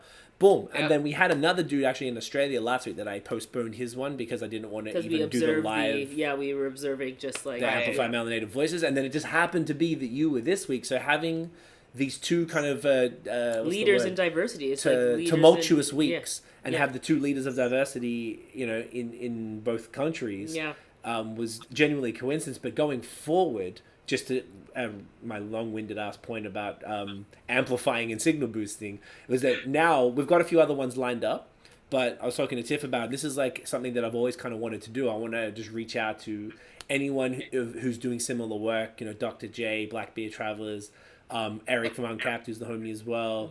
I love him. Just all the cool people that are doing good work all over that I normally, if I wouldn't be able to talk to unless Tiff and I were in their because that's what it used region. to be. It used to only be that we had to see and you it will be and once things get back to normal. and then it's going to be But don't forget Day and Mike. I mean, Fresh Fest. Yes, we talked about that too. They're on the list for a blog post too. No? Yeah, we want to do how we did the first one. Nate did the one with the leaders in diversity, part 1. Yeah. I always wanted to do the part 2, and I talked to him last night. I was like, bro, I think it's time we do the part 2. Also, because everyone's looking at like, how do I diversify my feed and include a bunch of different people? So we're like, okay, this is a good opportunity to be like, here are more people. And it's also because we're not gathering anymore, right? So it's true. I think a lot of breweries are reaching out to me, being like, so what do we do? We're not doing beer festivals. We're not.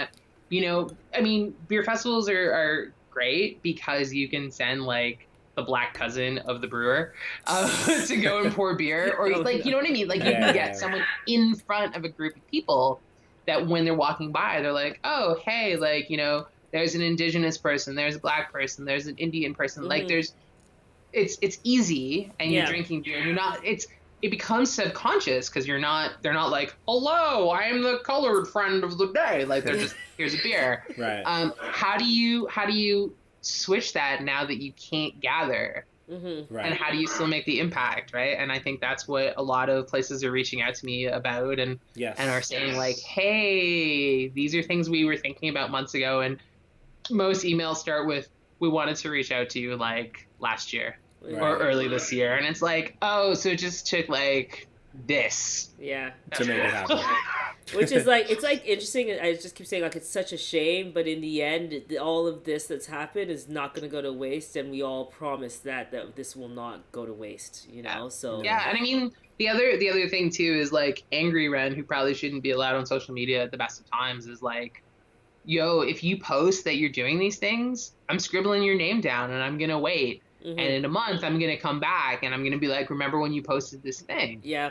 And you were saying, Craig, about the post that I did, kind of calling out the 6 breweries that I worked at and kind of ranking them all in from you've done real good, you were okay, we need to talk.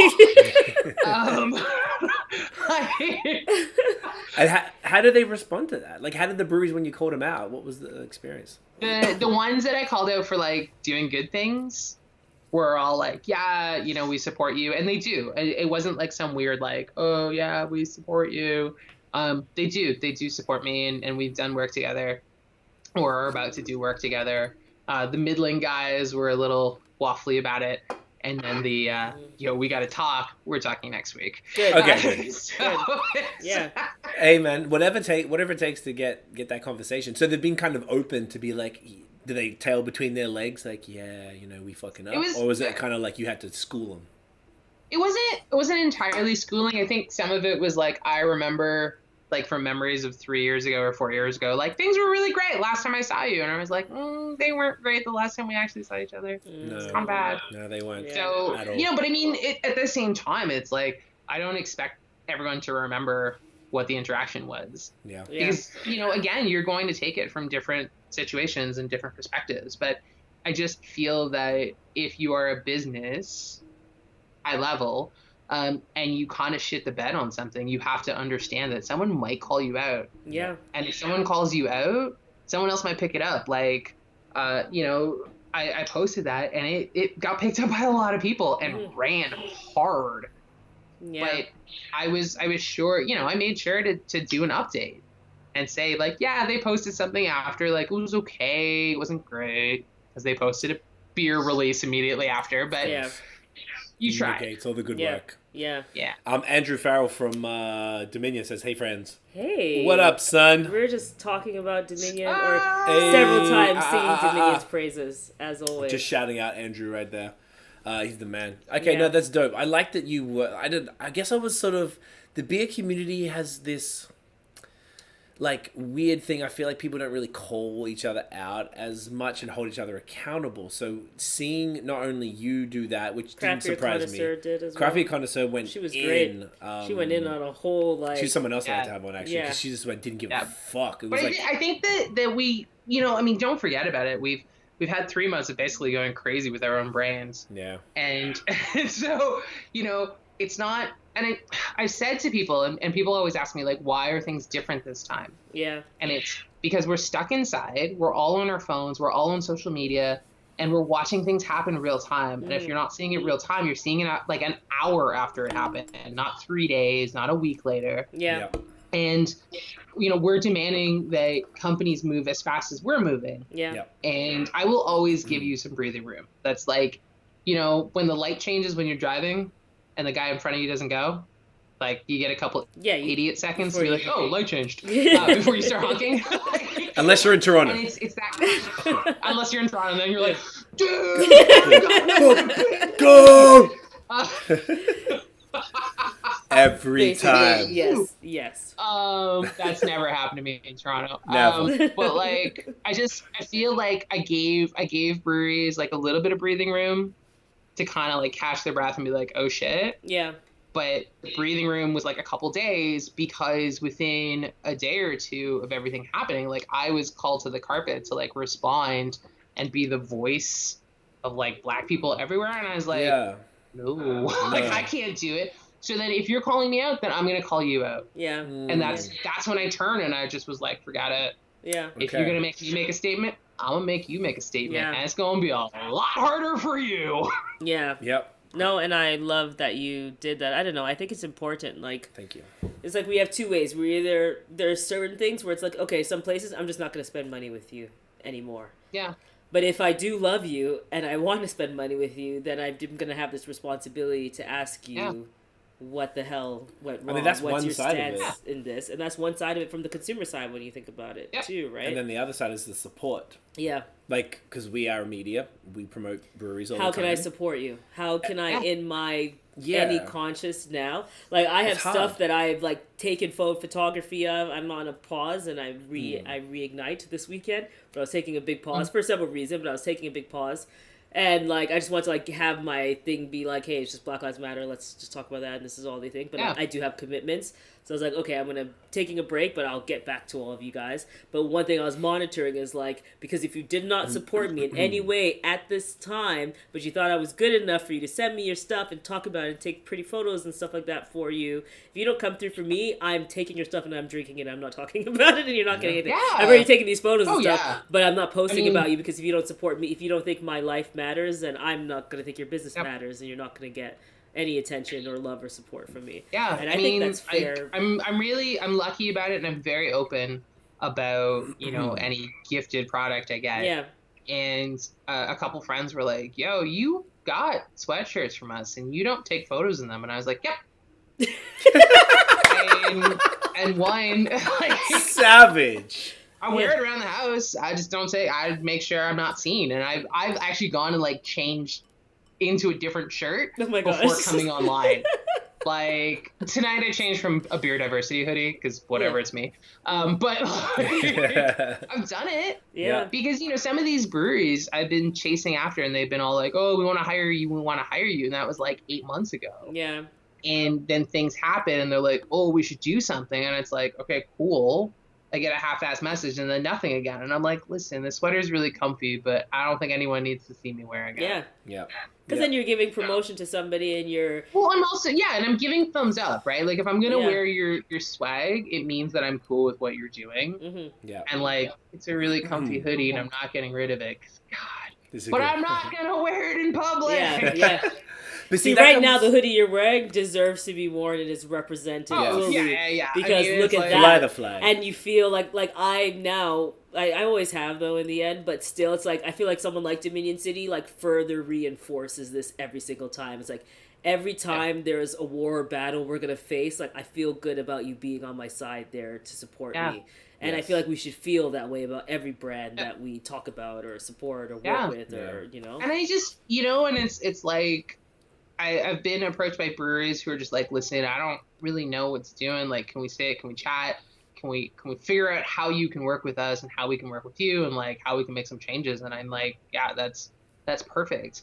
But there aren't enough breweries reaching out, and there's a lot of breweries that have like decided on their own that they're like, "We're A-okay," and it's like, dude, your arm's off. This is like something out of a Monty Python skit. Like, your arm's off, and he's like, "'Tis but a flesh wound." It's like, no. See, that's what They're comes the back dog to emoji in the fire. That's all. Yeah, the dog in the fire. Yeah, they're the dog in the fire. This is right. See, that's the thing with like the Stratus, not pointing them out, but the fact that like us not knowing where when I say us, I mean people like you anyone who gets stuff, say from breweries, or puts it online. I mean that could be for casual drinkers who just drink and post their stuff too. But like if we're going to do it, we all have a platform and we need to make sure like exactly what you said, what you were saying, babe, is that like if we're going to talk about your brand, I kind of want to know that your brand like stands for something that we believe in. Mm-hmm. So I don't think it's fair that the customers and then people like us who are going to support you, like we now have to be like, "Oh, Stratus sent wine. I love Stratus, but they didn't say anything. Fuck, now I got to message them and find out. Do I have to message every single brewery who didn't post now before I post about it? Like that's not fair." And I don't think it's a thing. I mean, part of it too. So what I personally do is go through and see what their posts look like. Is it just the labels? Is it a glass of beer with a can? Is it like a fuzzy person behind with a glass? What color's the fuzzy person in the back? Yeah. Are you making an effort? Like, if you show me a group shot of your patio, like, can I see people of color on your patio? And like, these are things that breweries some think about. You can see it, and some are just like, "I just took a photo," and it's like, yeah, but your photo didn't include me. Yeah. And it's, and some were like, "Well, that's pandering." And I'm like, how is it pandering if your patio has 65 people on it and I'm asking you to have like 2 people of color? Like, that's not pandering. Stop it. Yeah. And, again, I'm not asking for like the revamp of the wheel or the reinvention. Like, just take what you do. And if you say that your beer is for the people, remember that I'm part of those people. Yeah. And that's where breweries fall down because they're like, "Oh, I don't want to get political." And it's like, but you did. You accidentally got political because you didn't show the full gamut of who drinks your beer. Yeah. And You know, the conversation that I've had with some people, say for example, I'm talking about the keto couple that I followed, Yes. who I actually like have Get the other beer fallen we off talked of now, and I actually know like Rebecca's keto too. So like, hey, yeah. you know, what's I up? was like, she's that way now. Ask her if she knows Mad Mega. But anyways, so I'm a Cancel. Keto Connect. But it's like Craig and I keep talking about canceled or whatever. But to be honest, I watched them on a live, and I loved these guys. I watched them every single morning. I went from keto to Whole Foods. I'm not even keto anymore, and I still watch them every single morning because I love their personality. I thought they were great. And then someone on live was like, oh, someone, I guess too many people, I was watching the re-recording, and a lot of people must have been like, hey, are you going to say anything about like what's happening, like George Floyd, blah, blah, blah, what you guys are doing? You have a large platform. And they're like, oh, we don't like to get political about things, you know? And from there, it's like, in my mind, it just switched immediately. I was like, oh, you're not for me, so I can't be for you. Right? Yeah. And in the end, they ended up, like, backtracking a little bit and, like, did, like, a donation. But they didn't even say, like, with this platform of millions of people, like, hey, we understand this is not a political issue. Human rights and the right to live in general is not a political issue, right? Well, and I think it's a cop-out if you say, like, we don't make political statements. And it's, but the thing is, it's like, in day-to-day life, political statements can be anything from, we fighting for the right to be able to sell alcohol on Sundays, which back in the day was illegal. Yeah. That's a political thing. So if you benefit from it, then you need to say you're political. Yeah. That's true. Cheers. Right? And I think it's such a cop-out to say, like, yeah, I don't want to talk about it because it's political. Yeah. It is such a cop out. It's same level as the black swear. So you're just like, I don't want to talk about it. I don't want to feel away. Shouldn't we as humans take a stance on something? Yeah. Because the only reason that you don't want to say something is that you feel that there's someone in your base or your followers who don't think black people deserve to exist in the world, and they're going to be mad at you for saying that. Well, so like, I have some really great friends. I hate saying people are woke. But I have some great friends who are woke. It's like and so I saw them earlier today. I had like a break between my meetings, and they were like, "Just come, have a quick drink, like unwind." And you know, I was talking about how like the big guys are trying to make changes. Like Labatt is trying to make some changes and try to do some stuff, but like obviously there's still this fear. And one of my friends is like, "Yeah, they're afraid that like the shitbag who drinks a 2-4 every day is gonna stop." And I was like, "The guy's gonna be dead in 6 months." And who's going to replace him? Is it going to be another shitbag that drinks a 2-4 a day? Not my words, they're his. I would never call anyone who drank a 2-4 a shitbag. I'd say you had a problem. And you should get some help. Yeah. But like, and I said, yeah, but if you pivot just a little, like you don't have to make some crazy twist, but if you lose that guy because you say Black Lives Matter and all lives matter once we realize that Black Lives Matter, and that guy says, you know what, I'm done. Well, what if Tiff and I suddenly were like, oh, wait, you have a huge portfolio of beer that I actually enjoy. So, like, Archibald's part of their portfolio. And whenever I'm in Montreal, that's what I'm drinking for, like, macro, because I really love it. So if you tell me that I'm welcome to that family table of beer, I'm going to tell my friends, and they're going to tell their friends. So you lose one guy who spends $1,000 a year, but you get 5 people who will spend $3,000 a year. I'm no mathematician. Those numbers sound better. Like, so I think that breweries need to stop doing this weird thing of like, I need to make sure that the old guard is happy, because the old guard is dying. Yes. Yeah. And at the end of the day, like some of those dudes who scream the loudest spend very little money. Yeah. Like I remember like months ago, whatever brewery like fucked up. Someone was like, I'm not going to buy their beer. And someone was like, when's the last time you bought their beer? And he was like, I bought a can 6 months ago. And it was like, you spent $3.85 and you think that your opinion matters. Yeah. Yeah. Like, we gotta stop like catering to these people who scream the loudest and have the smallest influence. Yeah. That's a great point. And also because they're going to be left behind. We're going to enter a new world now. This is the whole point of everything that's happening. We're going to enter a new world, and you are going to be outdated. You will be left behind. So if you're that person who doesn't think that people of color, Black Lives Matter, and you want to sit with your 2-4, then you're going to have to buy from the other racist brewery that doesn't believe it. And, you guys can all go in a corner together. Someone's gonna take it. Yeah. And I think that, again, we need to stop being like, oh, well, this person supported us at this point, and like, pushed our brand, and you have to look and say, okay, what was that person's reach? New beer. You be able to get Greenwood I like Classic. Greenwood. Such My a good beer. favorite. This one, by the way, I didn't actually say because it's the Rala box. It's shiny. It's called It's really nice. Katiyusha. It's a Russian imperial stout, Fancy. hence the name. Bourbon barrel aged 11.9. It's a pretty intense. Really nice. Because we're splitting it between two people. We should be Bearded fine. enthusiast says fear of being judged. Yeah. And that is what it And is. it is. But I think some of it isn't even fear of being judged. It's just this lazy way out where it's like, I don't want to lose the guy who comes in twice a day to the tap room and drinks like 4 beers. And it's like, maybe you do want to lose him. Yeah. Yeah. Right? not? Like, and I mean, like, here's my freebie.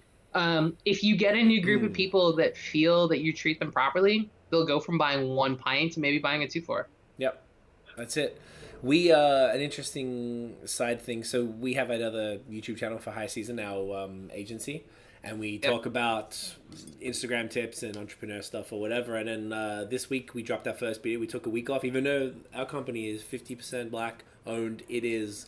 we thought we'd, just... in the end, we don't talk about social justice issues. So with that, I was like, we need to take the break. That's what we said. We're going to take the break because in the end, I want the messaging only to be. So even though I am black talking on our marketing channel, we're not talking about resources and where to go and do all this stuff. So let's leave it for the Same people as the who beer are stuff, saying it. even though So, we do talk about it there. Yeah. But the point of that was we got everything else was positive comments, and one comment that just it's always the one bad one that resonates. Someone said that we're pushing Marxist propaganda by saying Black Lives Matter. Because we're going to start with the video to let you know that Black Lives Matter. There's no other question about it. Don't come with the All Lives Matter. And they're like, the same narrative, the same rhetoric, looters, whatever, all the nonsense. And they're like, and you're pushing a Marxist propaganda. And then the Marxist thing came up. It came up again. So now. I guess the reason I'm bringing that up was one, it's fucking hilarious because now we're Marxists officially. And I'm like, hey, when I was back in high school, I was like, I hey, fuck this with Marx, Marxist man. guy's got some really good, or Karl Marx got some good Marx is ideas. kind of cute, you guys. And he was kind of cute. I do remember that too. And I was like, big this beard, guy's kind of cute and he has some He good has some points. really good facial hair. It was just saying. admirable. I'm just, the man knew his shit. But just maybe that type of one comment, like be like I saw That's what they're another- concerned about. That's actually what bearded enthusiasts saying. That's what they're concerned The fear about. of being That judged. one It's not even comment being there, judged. yeah. It's these ignorant and, like you said before, Ren, with it's the people who spend the less and know the least. Who are the most loudest vocal. voices, and they're the ones. It was one brewery in, I don't want to call them out because it's not really the brewery's fault. They mentioned it, a brewery in Collingwood, so sort of smaller town, and there was one person going in on everybody, trying to do the all lives, actually saying all lives matter and stuff. And I was sort of like, oh, fucking hell. Like, I've seen it a bit, but I feel like that's what that's that 1 or 2 people that they worried about. I don't know. I feel like more often than not, it's just not worth it. Like you said, do you want... Yeah, but I mean, that's also like, the whole squeaky wheel gets the oil. And it's not about how many followers you have. Because that's the other thing, right? Like, no one looks at the person who complains to be like, how many followers do you have? Like, I got trolled a couple weeks ago, and the guy had 45 followers. Right. Yeah. And I basically was like, all right, you cute, like, fuck off. And then he got, like, kind of weird, so I was like, all right, I got to report you. But it's like, you have 45 followers, a private account, because trolls always have private accounts. Always. With no avatar. With no profile picture. Right, yeah. Oh, no, he had a weird avatar that I couldn't, like, expand. I know the ones. Which is fine. But, like, I just feel this thing of, like, man... I feel like if someone tells me about their baby doing something special, I'm just gonna be like, oh, babies matter! Like, I'm just gonna start shouting, like, you know, all holidays matter, all countries matter, all animals matter, all plants matter. matters. I don't know. I do like, because that's what, I don't know if you've seen this skit by, from SNL. It was incredible. I don't watch SNL. No, so we don't watch SNL. Michael Che, who is the first black executive writer or senior writer for SNL, and he had a skit which was incredible. So he's 10,000. Sorry, this is the skit portion, but sorry, this is the extraction, the clip of it from his stand-up. But his stand-up is on Netflix. I have to tell you guys. It's called Black Everyone Lives here, Matter, it's called Michael Che Matters. Michael Che It Matters, is so good. It's so good. But he has this clip that's resurfaced now from that. And it's about it's like like 5 years minutes, ago. of course. It's 5 years and ago, it's too. so sad. This is so sad because it's so accurate to right now every time. And I was watching a TED Talk from probably like 8 years ago, and it felt like she was talking right now about the situation. But anyways, and the thing, he was like, you know what? He was talking about like, how come everyone with black people are like, basically, how come everyone with black people, they're like, oh, slavery, that was like 400 years ago, shut up, you're fine now, you know? It's like, oh yeah, but what about like segregation? Like, oh, whatever, like, you got Black History Month, what's your problem? And then it's 9/11, never forget. Yeah.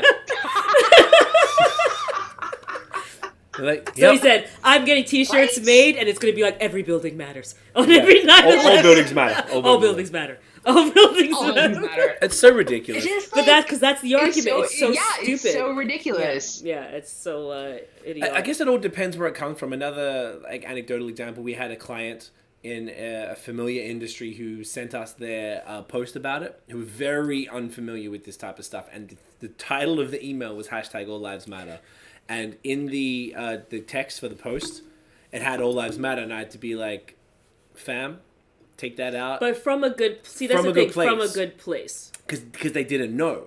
So and it's French. You have to also say that it was Yes. someone from Quebec. So it came from a place of, hey, you know, like, because all lives matter. Because traditionally thinking all lives matter would be right if Black lives mattered. You know.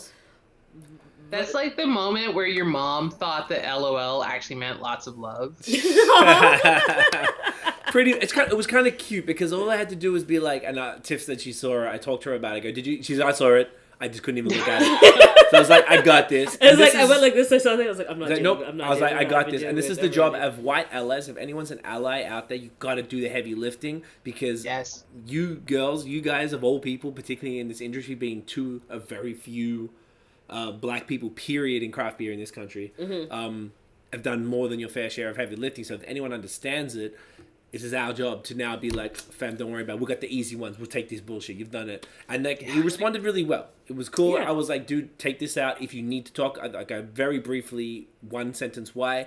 I'm here. If you want to get on a call about it, I'm happy to explain it. And he just goes, yep, no, took it out. Cool. Yeah. So that was cool, but it was just such a, I don't know, it's such an interesting example because as soon as I saw it, I was like, fuck. Because by the Wednesday of that week or Tuesday or Wednesday, I was already like full done. Like I was like, I can't. Like I was like, I'm gonna need to just water my plants and like just kind of like sign off and meditate long meditations because it's like you could get to a really like insane place if you're not careful, you know. So and you have to be really careful about it because you know everyone who sends a message is like, how you doing? And then they're like, I'm sure it's terrible. And you're like, oh, I was going to say I'm actually having a really good week. Like, I now feel guilty for being actually, I feel pretty good. Yeah. Which is did some talks today, getting back into it. Yeah. Like, I mean, things are terrible. I've slit my wrist. Please call 911. I don't know what to you. It's like you can't win. I guess, you know, people just don't know how to handle it. Don't know what to say. Yeah. And I think it's just from proximity. My theory is it's proximity to people of color, period, or people who are different, have a different life experience than them. Yeah. I think the people in beer are very homogenous a lot of the time. Mm-hmm. They only are around other people who are like them and have a similar worldview, which of course no one knows that better than you, being in the beer industry and not seeing many people that look like yourself. And they just don't know. So it doesn't, most of the time it doesn't come from a bad place. I don't think the variances are more like how open they are to criticism and I guess just anything constructive to be like, look, when you say that, this is what this really means. This is how it makes people feel. And they might be like, but if they push back, like, that's a problem. Be like, hey, like you gotta be humble. You gotta humble yourself. Everyone who in this industry, that's the message to the breweries: humble yourself. You don't know. If you don't know, and it's okay not to know. I think part of it too is that we've created this whole like craft beer as a family image and like the motif of it. So people are like, well, if we're fan, like I can just drop this weird nugget, and you're like, no, because now you're the weird creepy uncle, and like now I gotta talk to you. So you don't win either way. But like, you know, out here again, I mean, it's pretty white. I mean, Kitchener used to be called Berlin. Until the war. Yeah, it's German, like, it's super it's really German out here, which is fine. I get Germans in the family. I belong here. But like, also fun fact, their last name was Booze. Ooh, So love that. how'd you spell it? yeah, Same way?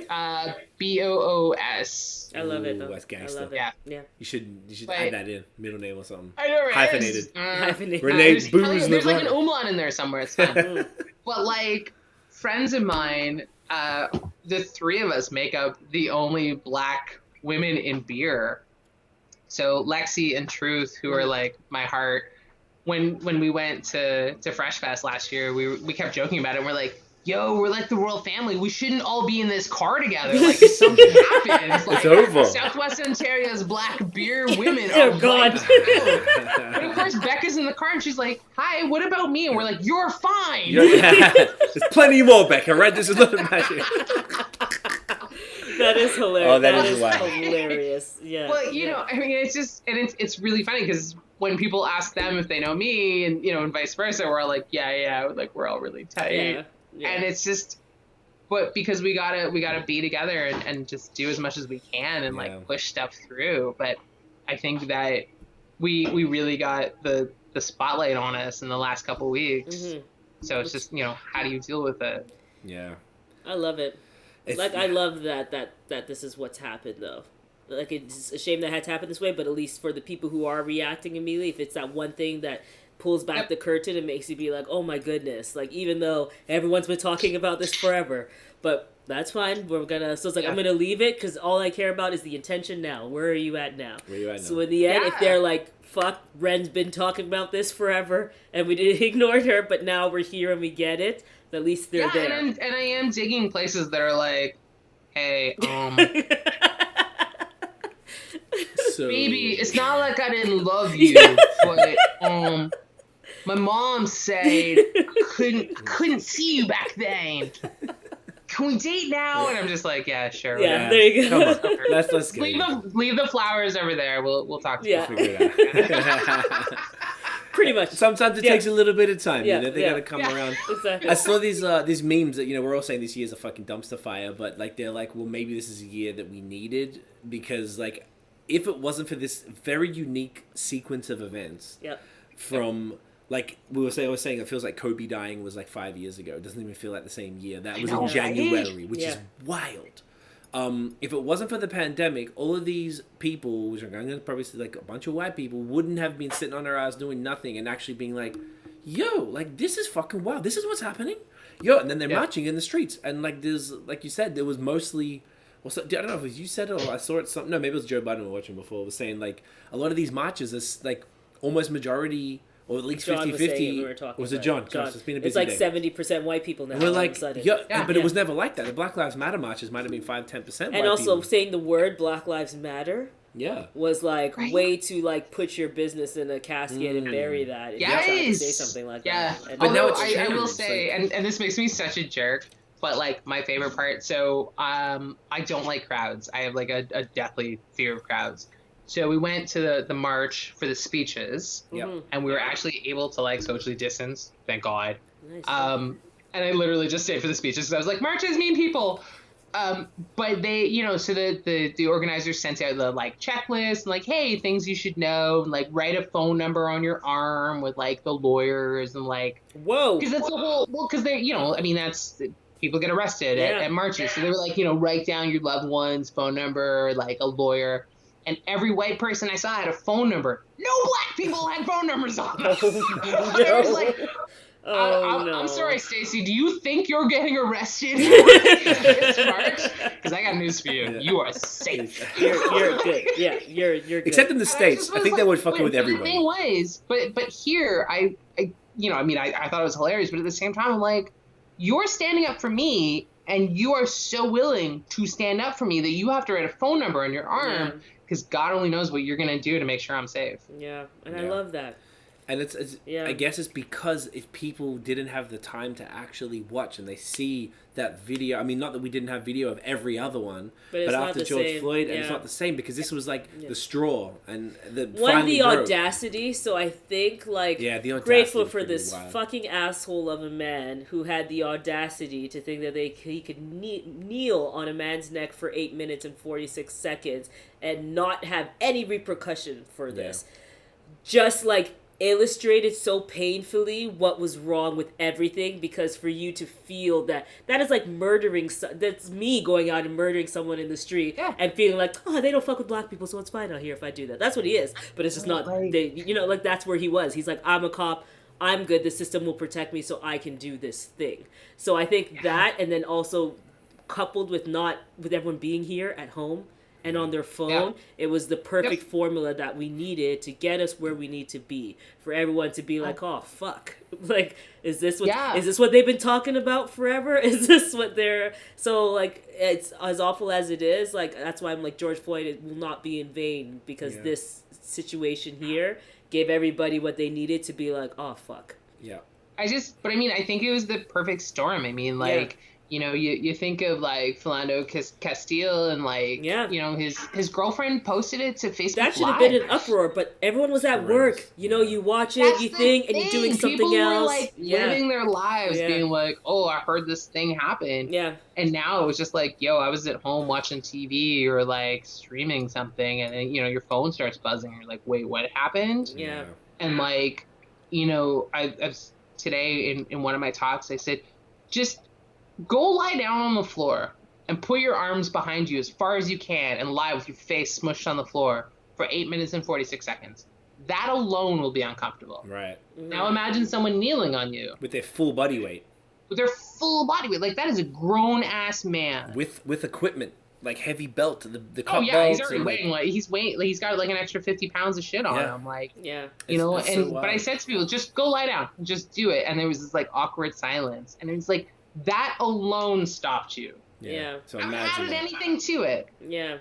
It's you by yourself. Like, yeah, and you know. Yeah, it's so crazy. Did you happen, this was something that was another interesting thing that came out of it today, or midnight last night, Dave Chappelle dropped a 27-minute comedy special. Called 846? Yeah, did you see that? I haven't seen it yet. It was so powerful. So please perfect. watch it tonight. Yeah, please watch it tonight. 27 minutes. I wish 27 minutes long. It needed to be. It wasn't comedy. There was almost no. I was like, Dave Chappelle is like so far beyond comedian. That's like not. He's the goat of all goats. He's just a speaker or whatever that title's supposed to be, because there was no laughter needed. It just felt like you needed to see Dave Chappelle say all these things to you, and it felt. It's really beautiful. Yeah, it's so beautiful. He's just no one says it like him. Bearded Enthusiast is saying he is straight cold-blooded in his delivery. Love Che, like Michael Che. Yeah.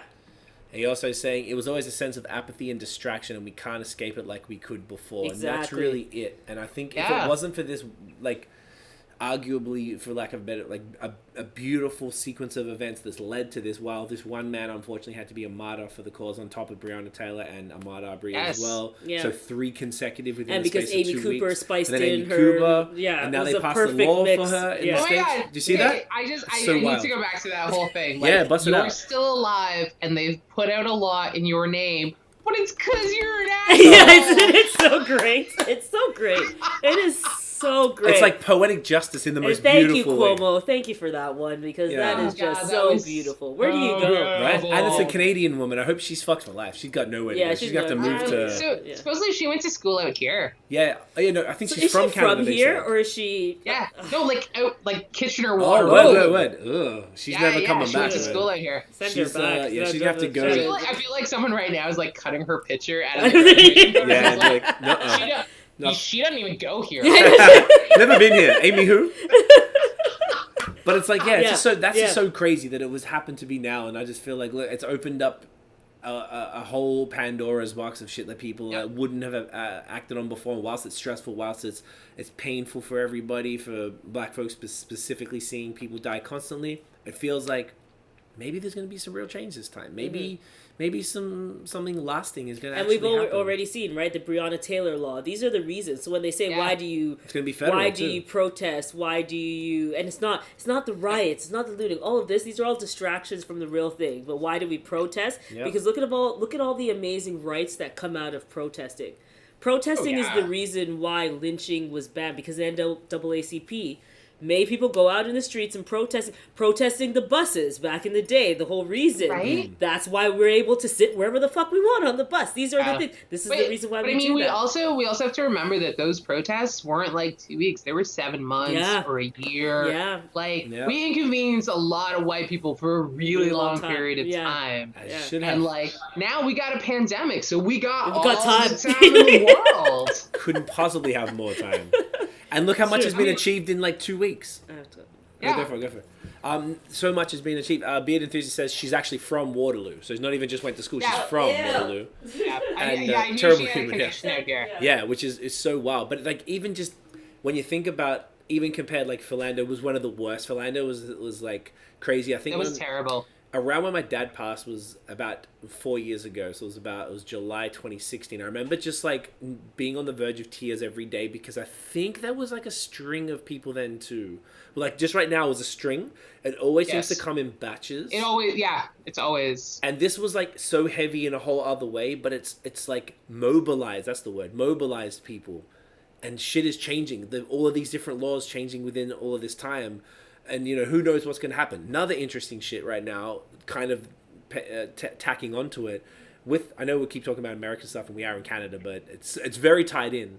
There's this podcast called Gaslit Nation that I heard about. These two women who are award-winning journalists. One of them's banned from Uzbekistan for helping expose the fake shit there that they do.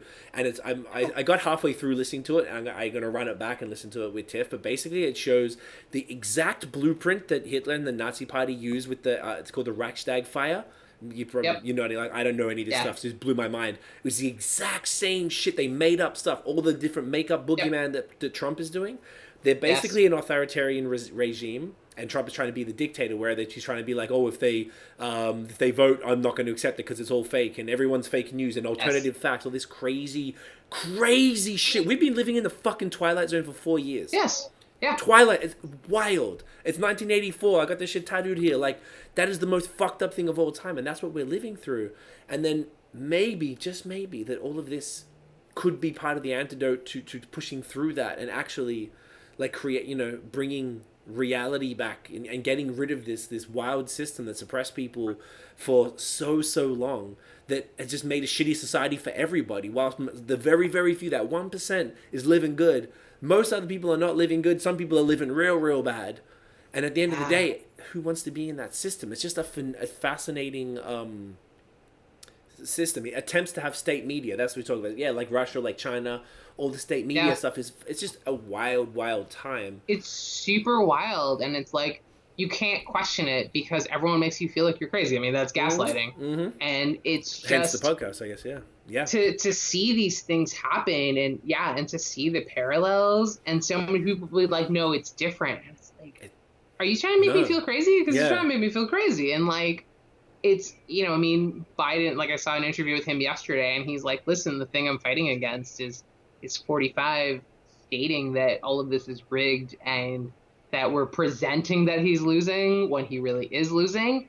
And there are enough people. I mean, the problem is like, enough of us are disillusioned, but too many people are like, I'm not going to do anything about it. And it's like, go vote, because they're re-rigging what's happening with American voters. And they're like making it hard, and they're making it tricky, and they're making it inconvenient. And it's like, it sucks that you have to go and drive, but you know what's going to suck? It's 4 more years of a guy who says that you don't matter. Publicly says that. Yeah, and publicly says you don't matter. And like, he's putting in, he's doing tours, and he's doing appearances on like historic Black days. He doesn't care. He's doing the Juneteenth one, isn't he? At somewhere terrible. Somewhere that's related to it. Yeah, he's basically going like to the spot. To the spot, like, right? Yeah. And just like, what are you talking about? Like, as if he didn't know. Like, the whole shit is like, it's just so crazy. This is from a movie or a but the fact that so many people are like, what? So like, he's got to go visit Tulsa. Like, who cares? And it's like, just Google it. I just need you to like look it up or listen to a podcast and hear what horrible thing happened that day, where this man who's supposed to like help equality and help people in this country live better Yep. is like, yo, I'm gonna make this as painful as I can for a certain group of people. Yes, exactly. And that's I mean, he's just a crazy weird shit. orange Cheeto. It really is. And- You know, I couldn't hear Welcome this back, Tiff. conversation, but I'm like, oh, I see where we are. Yeah. I was like, I The see Trump where we are. Juneteenth I get the talk and topic. stuff I we hear the talked about. topic. Yeah, Okay. Yeah. But it's like, I mean, the fact that so many people still are like following him and listening to him, and like, you know, now there's this whole, you got to click to get your ticket to go to his rally, and you can't sue him if you get COVID. Wow, I didn't see that. Yeah, go look that one up. That's Okay. fun. Oh, because I People can have been posting Google. it. So they've been going in to like register for a ticket, Yeah. and it comes up with this warning that's like, yo, if you get COVID, you can't sue us, and you can't sue the following people. The president like, of the United Godspeed. States. The president of the United States. I did hear he was He like, also well, says- if he everyone's also says that it's a protesting. hoax. Oh, yeah, because So, it doesn't you know. exist. It doesn't exist. It I doesn't forgot. exist. No. It's just such a fucking wild time. This is also It's so such an crazy. interesting, and Craig and I, this is like way other topic, really, but like, it's when did the conspiracy theorists become right wing theorists? Because That's I thought wild to the me. entire thing back in the day, from what I recall, was that like that meant you were so like anti-establishment and all You were this stuff. mad. and Yeah. you did- Basically a but hippie. now it's like, yeah, you were supposed to be a Yeah. fun hippie that didn't believe in everything. But Yeah. now Yeah. they've become these like intense right wing individuals. It's Part just of the problem. yeah, and I guess Yeah. that's probably just Donald. Maybe it's just where Donald went in the end. That's how Oh. that I feel came like to be. Because that's when it Donald apparently wasn't taught- wasn't a conservative. Technically, he's not a Republican either. He's always So, been a Democrat. He's definitely people been a keep full-on saying. racist forever. Yeah, from time. But His he dad wasn't was a part of the Republican. KKK. Fun Yeah. fact. There you go. I And, did not and know they that. were Is like that true? redlining like a motherfucker. I wouldn't be surprised at Yeah, all. he got I arrested. didn't know that. He Yeah. got arrested at a rally. Okay, so he's a piece of shit too. I think it's Frank Trump. Or Yeah, something. oh, His yeah, name. yeah. Being enthusiast says, but he's my president. You don't disrespect the pres. An argument I've heard too many times. Oh, Yeah, gosh. man. That's like, why I love when Beer Wax made that beer. Oh, they did Not a My series- Prez. Not my press. they did a collab Yeah, with And he It's said, and they Interviewer said Shouts to Chris. What a yeah, legend. Chris said Gotta have that. him. Yes, he's so good. He Such said a- that, such a like, champ. yeah, I was immediately like, and people were like, well, fuck you if you're not with us. Then you know you're with our president, Yeah. disrespecting our president. They're like, bye, Bye. like bye. If you're I don't that want you person, to come in. then bye. That's I don't fine. want you to Shit. come enjoy my offerings, and I think we need to start doing that a lot more here because, you know, everyone talks about how Canada's so great, and I mean, like, you know, with Regis in Toronto and her whole thing, and I mean, she was Yeah. like, Did that not ever only get- was she black, but she also was indigenous, and like, Right.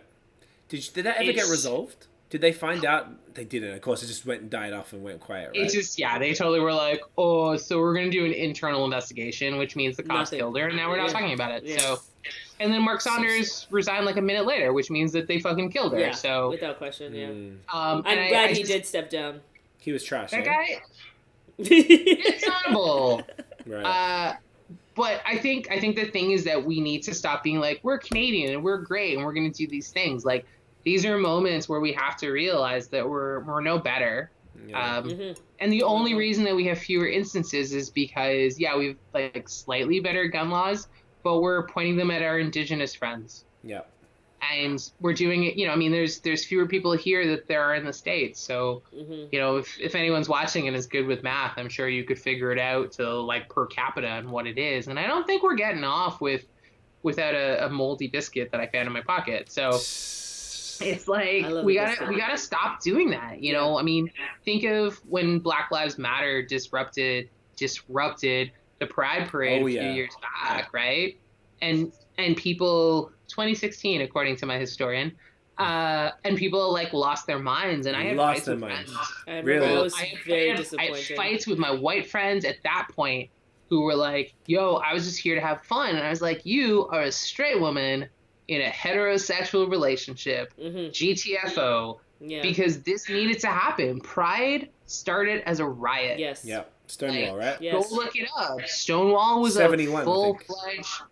Yeah. They had their 50th anniversary last year. And who This was year is there the 50th standing with anniversary. you? And you have to think about it. Who are the people that were there standing with you? Yeah. And you know what? I had an issue more with the No, gay white gay men. white guys, like Who were my getting gay pissed white about it. friends. Yes. Yeah. Who didn't Yes, they understand were that just and were like, complaining. We were why just are like, they bro. ruining everything? Like Facebook statuses galore about like Yes. why is this going on? Like, come on. And I'm like, you don't even know the history of why you're at this But they thing. don't care. They don't care. Yeah. I'm here to get heat stroke, drunk, and maybe hook up. So why you gotta ruin my day? Yeah. And that's the other thing I noticed. As much as anybody else, like everyone has their own little thing because a bunch of the gay, mostly white dudes that we know, they all hang out together. They don't hang out with barely anyone straight, for example. They're just in this little bubble. So all they care about is just gay rights for just basically gay men. So that's problematic in and of itself. Like all these little groups and bubbles who don't have diversity. Because you have to say you're a white man and have to understand that. Yeah, how can you understand if you don't have like, I don't know, just a gay friend? Okay, it's a dude, but it could be just anyone of color. Like just get a different perspective, and it's the same problem. So I'm hoping that with all of this stuff that's happening now, there's going to be a little bit more perspective for people. But there hasn't. That's interesting. I feel like there's a bit of a separate. There's still the separation, which is very interesting, and I think it's also because this is happening at the time where, and say like we're marketers, right? So you have like, there's a thing where it's like, it's June, it's Pride Month, and you have this thing going where, hey, we know what's happening this month, then all of a sudden, this, like, George Floyd happened, and it just shot everything out of the water, then I'm like, and you're like, wait, fuck. that wasn't part of my marketing And I was like, that wasn't our marketing plan. First of all, just being a marketer this year is just like, we keep making monthly schedules, and this shit just keeps going to shit. And you're like, oh, everything's fine, then COVID-19 hit. And then, like, but it's just actually fun. Craig and I just keep joking, like, why do we schedule or even plan for anything? Because this whole year has been a disaster. Yeah. But anyways, like, and we think about, like, oh, we're going to celebrate Pride, and then this terribly dark thing happens. And you're also in this place where, like, okay, well, we still want to show support for Pride as well because it's something that we believe in.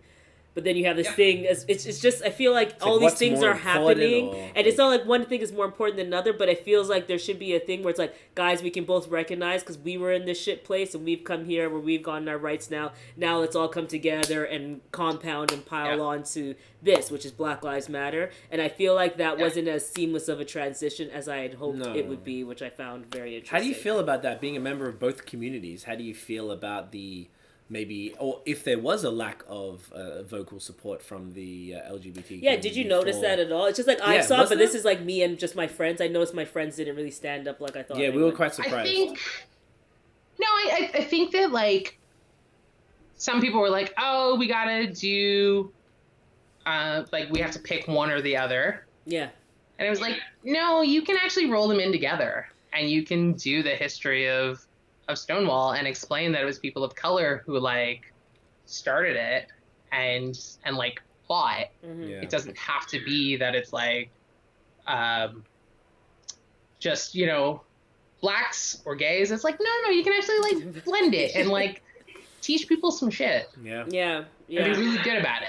Yeah. There's an interesting separation there, which I found, which I just found like, okay, I just thought, because I feel like we're all like aligned, but again, it's laziness. Yeah, and it's the same ills that everyone else, like the beer community, is suffering from. Then part of the LGBT community doing the same thing. And well, we said that I've had a great conversation with Vanessa who used to work at Bench.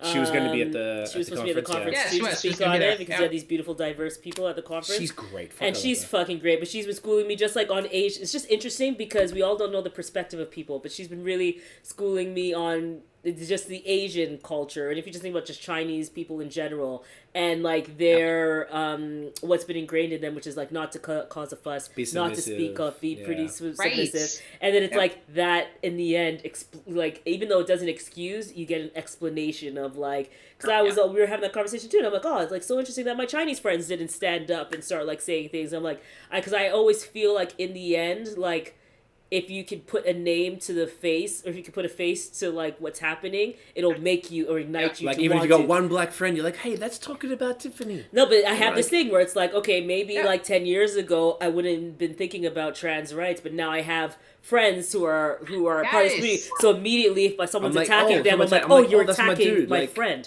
So it comes like I thought it would be an immediate thing. So I thought people would be like, oh, I know Tiffany, so I'm immediately like I feel hurt for her, like, but it wasn't that way. But I feel like people definitely got this, like, I want to rush out and support you, but I have these moments where, like, do I do it? Yeah. Like, I talked to a really good friend today, and she was like, I'm really sorry I didn't reach out to you sooner. And I was like, but we're having a really good conversation now, and I don't know if you had reached out to me, like, when it happened, we would have had a good conversation. Like, you needed time, and she like educated herself and like got through it, and like she's Asian background, And she was like, I feel like I understand it more. And I was like, cool, because I've had time to like not get over it, but like kind of have these moments to like also go through it, chat to more people, take some time. And I was like, no, this is the perfect time to talk. Yeah. Because if we had talked, you know, immediately after, I think I would have just been like, yeah, I'm fine. Yeah. Because you need Right? right. Yeah. Right. And we wouldn't have had the conversation that we had today where it was like, she's angry for this and she's, you know, angry for me and she's angry for like all of these different pieces. And I'm like, but would you have been angry a week and a half ago? No. Yeah. You would have been confused by it, and I probably would have had to like educate you, which would have pissed me off, and it would have been extra. And like, so, you know, I mean, like, just because you don't understand what's happening, you don't have to jump in immediately. Right? Like, I mean, it's always horrible, but if you lose a loved one, you don't want people to jump in within that first day to be like, what do you need? And you're like, I don't know. Yeah. I have to get used to things. I have to figure stuff out. I have to like breathe and take a deep breath. Like, get at me in a week. Send me a casserole in the meantime. I don't know. And it's kind of that same thing where it's like, use the internet, you reflect, let me reflect, and then we'll get back and we'll figure it.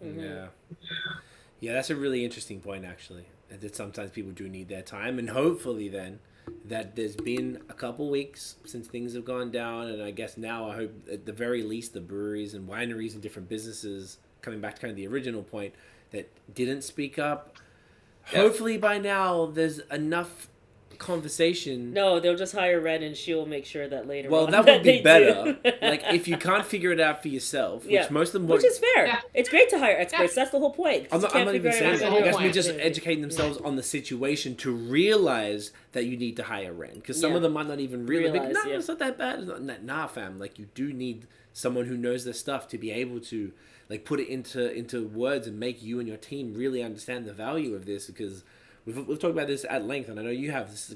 Beer is community, and if the community all looks the same, our community doesn't look the same. The brewery has to look like the community, and until it does, there's work to do, and then it's never going to grow. And it's only, what is it in Canada? It's 5%. In the States, it's 12%. It's probably dropped since then because of fucking hard seltzer. Yeah. So like, that's killing the game. So beer has even more work to do. Yeah. Oh, It's more important than ever. And then a fucking pandemic on top of that. Yeah. I know, but I also feel like some people just took advantage of that whole pandemic thing to be like, so I would have looked for people of color and like expanded what my tap room looked like, but pandemic. What do you think? So I'll be back later. What do you? And it's like, that's not how it works. No. Like, No. And I mean, like, it sucks. We all got affected. There are very few people who are like, yay, pandemic days. But I think that, again, you know, like saying that Canada always gets the free pass, like, we need to stop taking that free pass and be like, listen, I didn't do what I was supposed to do. I should have done it this way. Like, you know, I've messaged breweries where there's just like, I got caught up in my life and I realized that is a piece of privilege. Because you have your life to run and you have all these things and like you can't address them because you're a black woman and you have to address our bullshit. And, you know, and breweries are trying. I get it. Like, I'm definitely not saying like try harder, but at the same time, try harder. Yeah. Yeah, it's very true.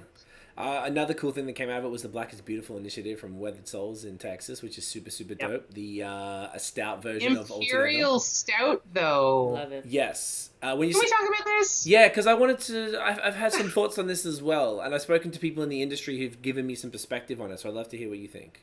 I think that just a regular old stout or porter would have been really great. Right. And I don't know, like, I haven't read all of the info behind it, and I think it's a great initiative. Yep. But I'm just like, man, if I buy that Imperial Stout, I'm not gonna drink it for a while because I mean, today would be the perfect day for it, but because it's like 10 degrees out right now. Yeah. But you know, through the summer, I'm not like, hot dang, it's at 11%. Like, let's get at her. But true. It was an I get interesting it. Like, choice. But I also get the symbolism behind it because it's a strong black beer. Strong Yeah, and dark. yeah. So I need to do Right? it. Like, I get it, but at the same time, I'm like, Yeah. So check this out. That's what dudes told me. People who are in the beer industry who know a bit more about this. So remember the Altogether, the Other Half initiative, Yeah. where the point of the beer was to give a percentage of it, not all the profits, but a percentage of profits to hospitality staff, to some sort of charity to help them out, the people who have been let go. Yeah. And the idea is that the actual ingredients in the beer are shit they just had kicking around. Malts that they use in another beer, Right. hops they can change the hop bill when everyone did, blah blah blah. So it's supposed to be low impact. It doesn't, you don't have to go searching for stuff during a pandemic. With this beer, it's very specialty malts. Remember, okay. we're still whilst we're dealing with all of the protests and this Black Lives Matter stuff, which is pandemic extraordinarily still exists. important. We're in a pandemic still.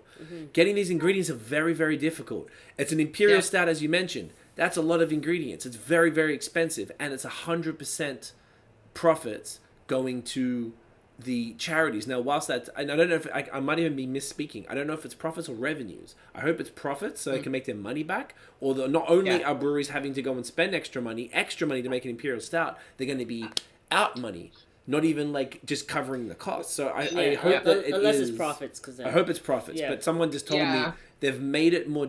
Whilst you are correct, the symbolism is important here. And they're one of the, 10, 20 black-owned breweries in the States, so I get it. They're, they're repping and people are supporting. There's 540 plus breweries yesterday when I spoke to them, because I want to have them on. I spoke to them about getting them on soon. I'll hear it from their mouth specifically, but that's what I was told. Someone in the industry told me, they were like, yeah, it's a big ask for breweries, because they're going to have to order the stuff, because they're probably not going to have that much chocolate malt and whatever they need sitting around. And they might not be able to afford to do it. So that was the other criticism I heard of it. Otherwise, it's been overwhelmingly positive. I know that at least in Ontario, BSG has stepped up and is doing a lot of like, hey, let us help you out to make the beer, Cool. which I think is amazing. Yeah. So they are helping breweries, and out in Ontario, it sounds like a bunch of breweries are jumping on it. Good. Not in Quebec. So I think at the end of the day, a lot are like, you know what? Because even if they have to pay, it's the penance. Exactly. Because a lot of those breweries don't have black staff members, or they don't have a large black clientele. So yeah, you got to pay out a little bit. Yeah. I'm sorry it's during a pandemic, but yeah, there's some people who are actually just dishing out like thousands of dollars out of their pocket, period, in general. So, Town are doing that. Town have been great. Town but doing that's still like stuff. a contribution from something. I'm saying there are people who are actually just going out of pocket. Right. So it's like to be able to create this thing that's going to give you brand awareness, that's going to make you feel good, that's going to be attached to all this thing. You're still benefiting from goodwill in that sense. That's 540 plus breweries who are going to benefit from goodwill now, because I'm going to remember their name and be like, oh, you did this thing. Yes, and I really hope Quebec breweries step up, because Ontario breweries, you're right. I've seen Nate's been sharing. I was doing that. It was a lot to keep up with them. But Nate's been sharing them. I've been paying attention. I saw Sir John in Quebec, and I can't even remember any others. I think it's been really, really disappointing. But a bunch of them jumped on all together. And, and there's just one. That's the thing, right? Yeah. And there was this one girl. Her name's Pour In Perspective. She takes fantastic photos. She was doing social for Wood Brothers, and she went and called all of them out and tagged them all. She tagged them all. It was like, where you at? You jumped on all together without even thinking twice. You can jump on this at blah blah blah, and she added everyone. It was so good. I think the max is 20, and she put 20 in her. She tagged them all, and it was like she's like gone full ally, and it was she's a white girl from here, and like she's going in. And I thought that was pretty dope. Good for her. Yeah. But this is what we all need to do. Yeah. I love that. And that's the thing, right? And I mean, it's like, I've seen a bunch of breweries out here be really excited, but like Spinney from Merritt is like little kid excited. He did his brew yesterday. Nice. Oh, nice. And posted about it. And, and I'm seeing it happen. Like Town did it.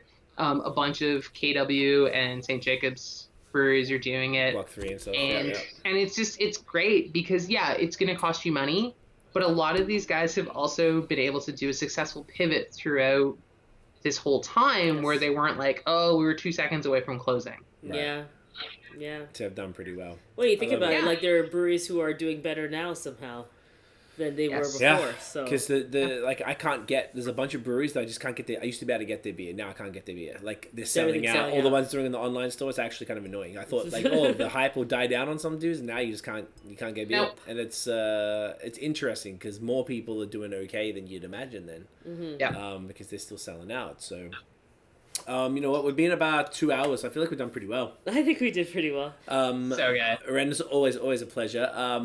So good. Likewise, man, where can everyone follow you and support you? What's the message? And Where are can you going everyone to find be you? beverage diversity now? What happens? Ooh. Yeah, What I know, happens? right? Well, I was like, I think the name's becoming a misnomer. It is still beer diversity. So online, it is www.beer-diversity.com. For someone in a foreign country bought it as one word and wants to sell it back to me, and I said, go fuck yourself. Fair enough. Why not? Trash. On Instagram and Twitter, it is beer_diversity. Because you cannot have full stops in the thing. And if someone wants to drop me a line, it is info@beer-diversity.com. Yes. If you want to send me money to help me do stuff, I'll take it. Just send it to the info email. Amazing. And are you still available for hire? Like, are you still open to opportunities? You still are. great. You're not tapped out yet. I'm not saying no to anything right now because a lot of people are still trying to figure out timing and fact finding. Right. So some of them might be like your might be bandwidth is spaced still out, like yeah. not too bad. Yeah.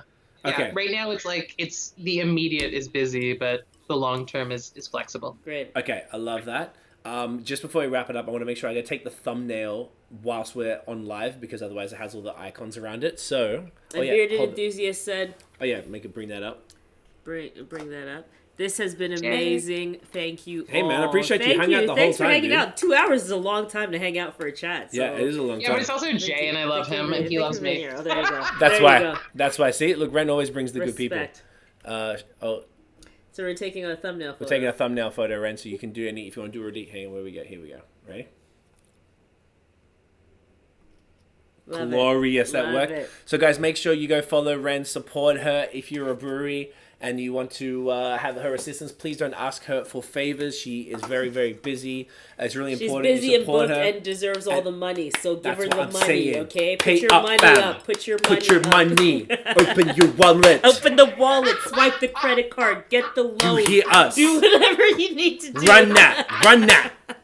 God damn it, Ren, I love you the best. I appreciate you. Guys, thank you so much for watching and listening. If you enjoyed the episode, mate, smash the thumbs up. Hit subscribe below. Hit the notification bell Ding. so you know when the new drops. Follow us on social media at BAOS Podcast and check out the long form audio. We can hear extraordinarily attractive individuals like Renee Navarro talk about craft beer and diversity.